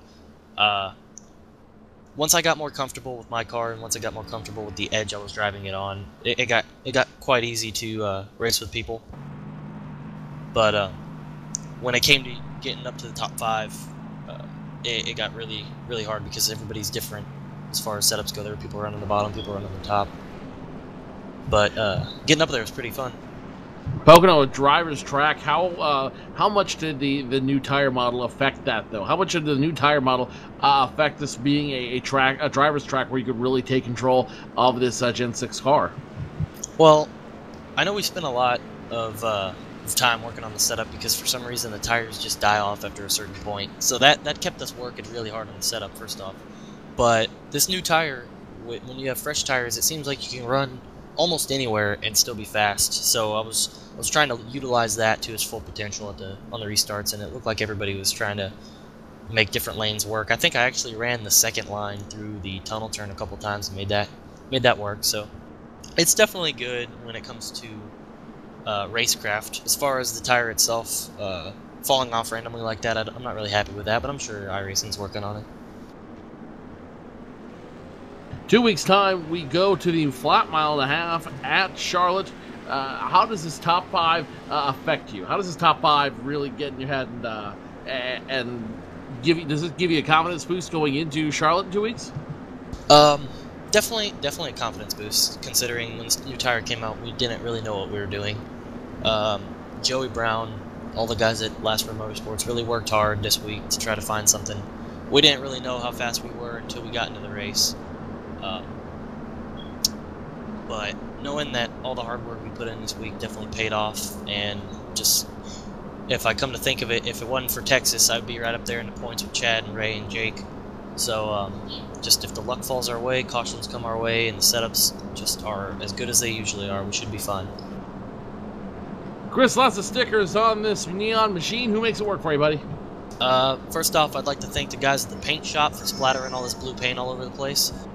I want to thank HD Radio Network, Hard Driving Radio, Double Clutch, Distorted Built, and Last Row Motorsports, along with Menards. This is an awesome car, and all the people behind it, all the people who do the behind-the-scenes stuff, make it fast every week. So I want to say thanks to all of them. Eddie Walczyk, I know he's watching. And for Peak for sponsoring this series. It's gotten so much recognition this year. It's unreal. Chris Overland scores his second top 5 finish tonight at Pocono Raceway. Chris, great finish. We'll see you in 2 weeks. Yep. See you guys later. Chris Overland's finishing 5th tonight in the number 47 HTRN machine. Tony, what a crazy race we saw tonight. Very long race. And I think we're all grateful to say that it's come, it's gone, and now we can all turn our attention to Charlotte. 2 weeks from now, we go to the mecca of American stock car racing, and that is Charlotte, North Carolina. The mile and a half, 24-degree bank quad oval, Bruton Smith's showplace of speed, and no better place, I would say, guys, to bring this series after week number 5 into week number 6, starting to get now into the meat of the season, and what ultimately is the longest race all season long. 300 miles at the Charlotte Motor Speedway, 200 laps. It's going to be exciting. It's going to be entertaining to see who can grasp this tire model, who wants to play the fuel mileage game, who wants to show their outright speed. As always, what in reality, in the physical world, is a 600-mile classic, well, this one is going to be the Tuesday night 300-mile classic, as Ken Squire would say. We always look forward to coming to Charlotte, and it's going to be a blast. But Pocono was tonight. Before we move on to Charlotte, Tim, Terry, some final thoughts and observations from you now that 5 races are in the books of the 2014 Peak Antifreeze season. Well, I think after this evening, the race officials are once again going to be busy. 9 cautions this evening, some of those happening within that 5-lap box after a restart. There's going to be some drivers that are going to be close, as Mike Conti mentioned, that he might be popped 8 points for what happened between him and Schoenberg, even though it looked like a very hard racing deal between those two. Tough break for Brian Schoenberg, because very animated driver that he was probably he was looking forward to possibly battling for his first win in the final 10 laps of the race. But we'll look forward next week to that Charlotte Motor Speedway, or 2 weeks time, to the Charlotte Motor Speedway, and see what that race brings. Last season, if you can remember back, it was Joey Brown's first trip to victory lane in the NASCAR Peak Antifreeze Series. Joey had a tough run this evening. I'm sure he'll be looking to rebound at a racetrack he knows like the back of his hand. Going to be exciting, Joe, once we hit that race. But as we mentioned, the race official is going to look at this. We saw what happened with Tyler Hudson in the last event. We might see a driver or two sitting out after this one with 9 cautions for the 100 laps that were run here this evening. And I can't wait to get back in 2 weeks' time. I think if nothing else, the incident 1 month ago with Tyler Hudson set a new precedent here in the NASCAR Peak Antifreeze series. Now, with so much attention on the series, there's going to be much more scrutiny on each one of these drivers. There'll be a whole lot more scrutiny on how they're expected to behave and how they're expected to react. And I think we're going to see a lot more attention being paid to the quality of driving and how people are driving. More importantly, decisions they make. There'll be a lot of drivers that'll be looking forward to putting Pocono behind them this season, and especially with a lot of premier tracks, a lot of fun tracks that these guys love to come to year after year, like Charlotte, like Michigan, like Kentucky, all coming up here in the schedule. It can only go up from here, and I've got a feeling business is about to pick up in a big way when we go racing in 2 weeks' time at the Mecca of Motorsports, Charlotte Motor Speedway. Well, we certainly look forward to it, and we look forward to bringing it to you in 2 weeks' time on all these same iRacing broadcast partners here on PSR TV, as well as our simulcast channels such as the New England Sports Network, NESN, MRN Radio, and iRacing Brazil. On behalf of the entire PSR TV staff, Ian Bushing, Ilka Hapola, Chuck Johnson, Matt Thomas, of course, Tim Terry, Joe Cortez in the booth with me. I'm Tony Stevens, signing off saying we'll see you in 2 weeks from the Charlotte Motor Speedway. Good night, everybody.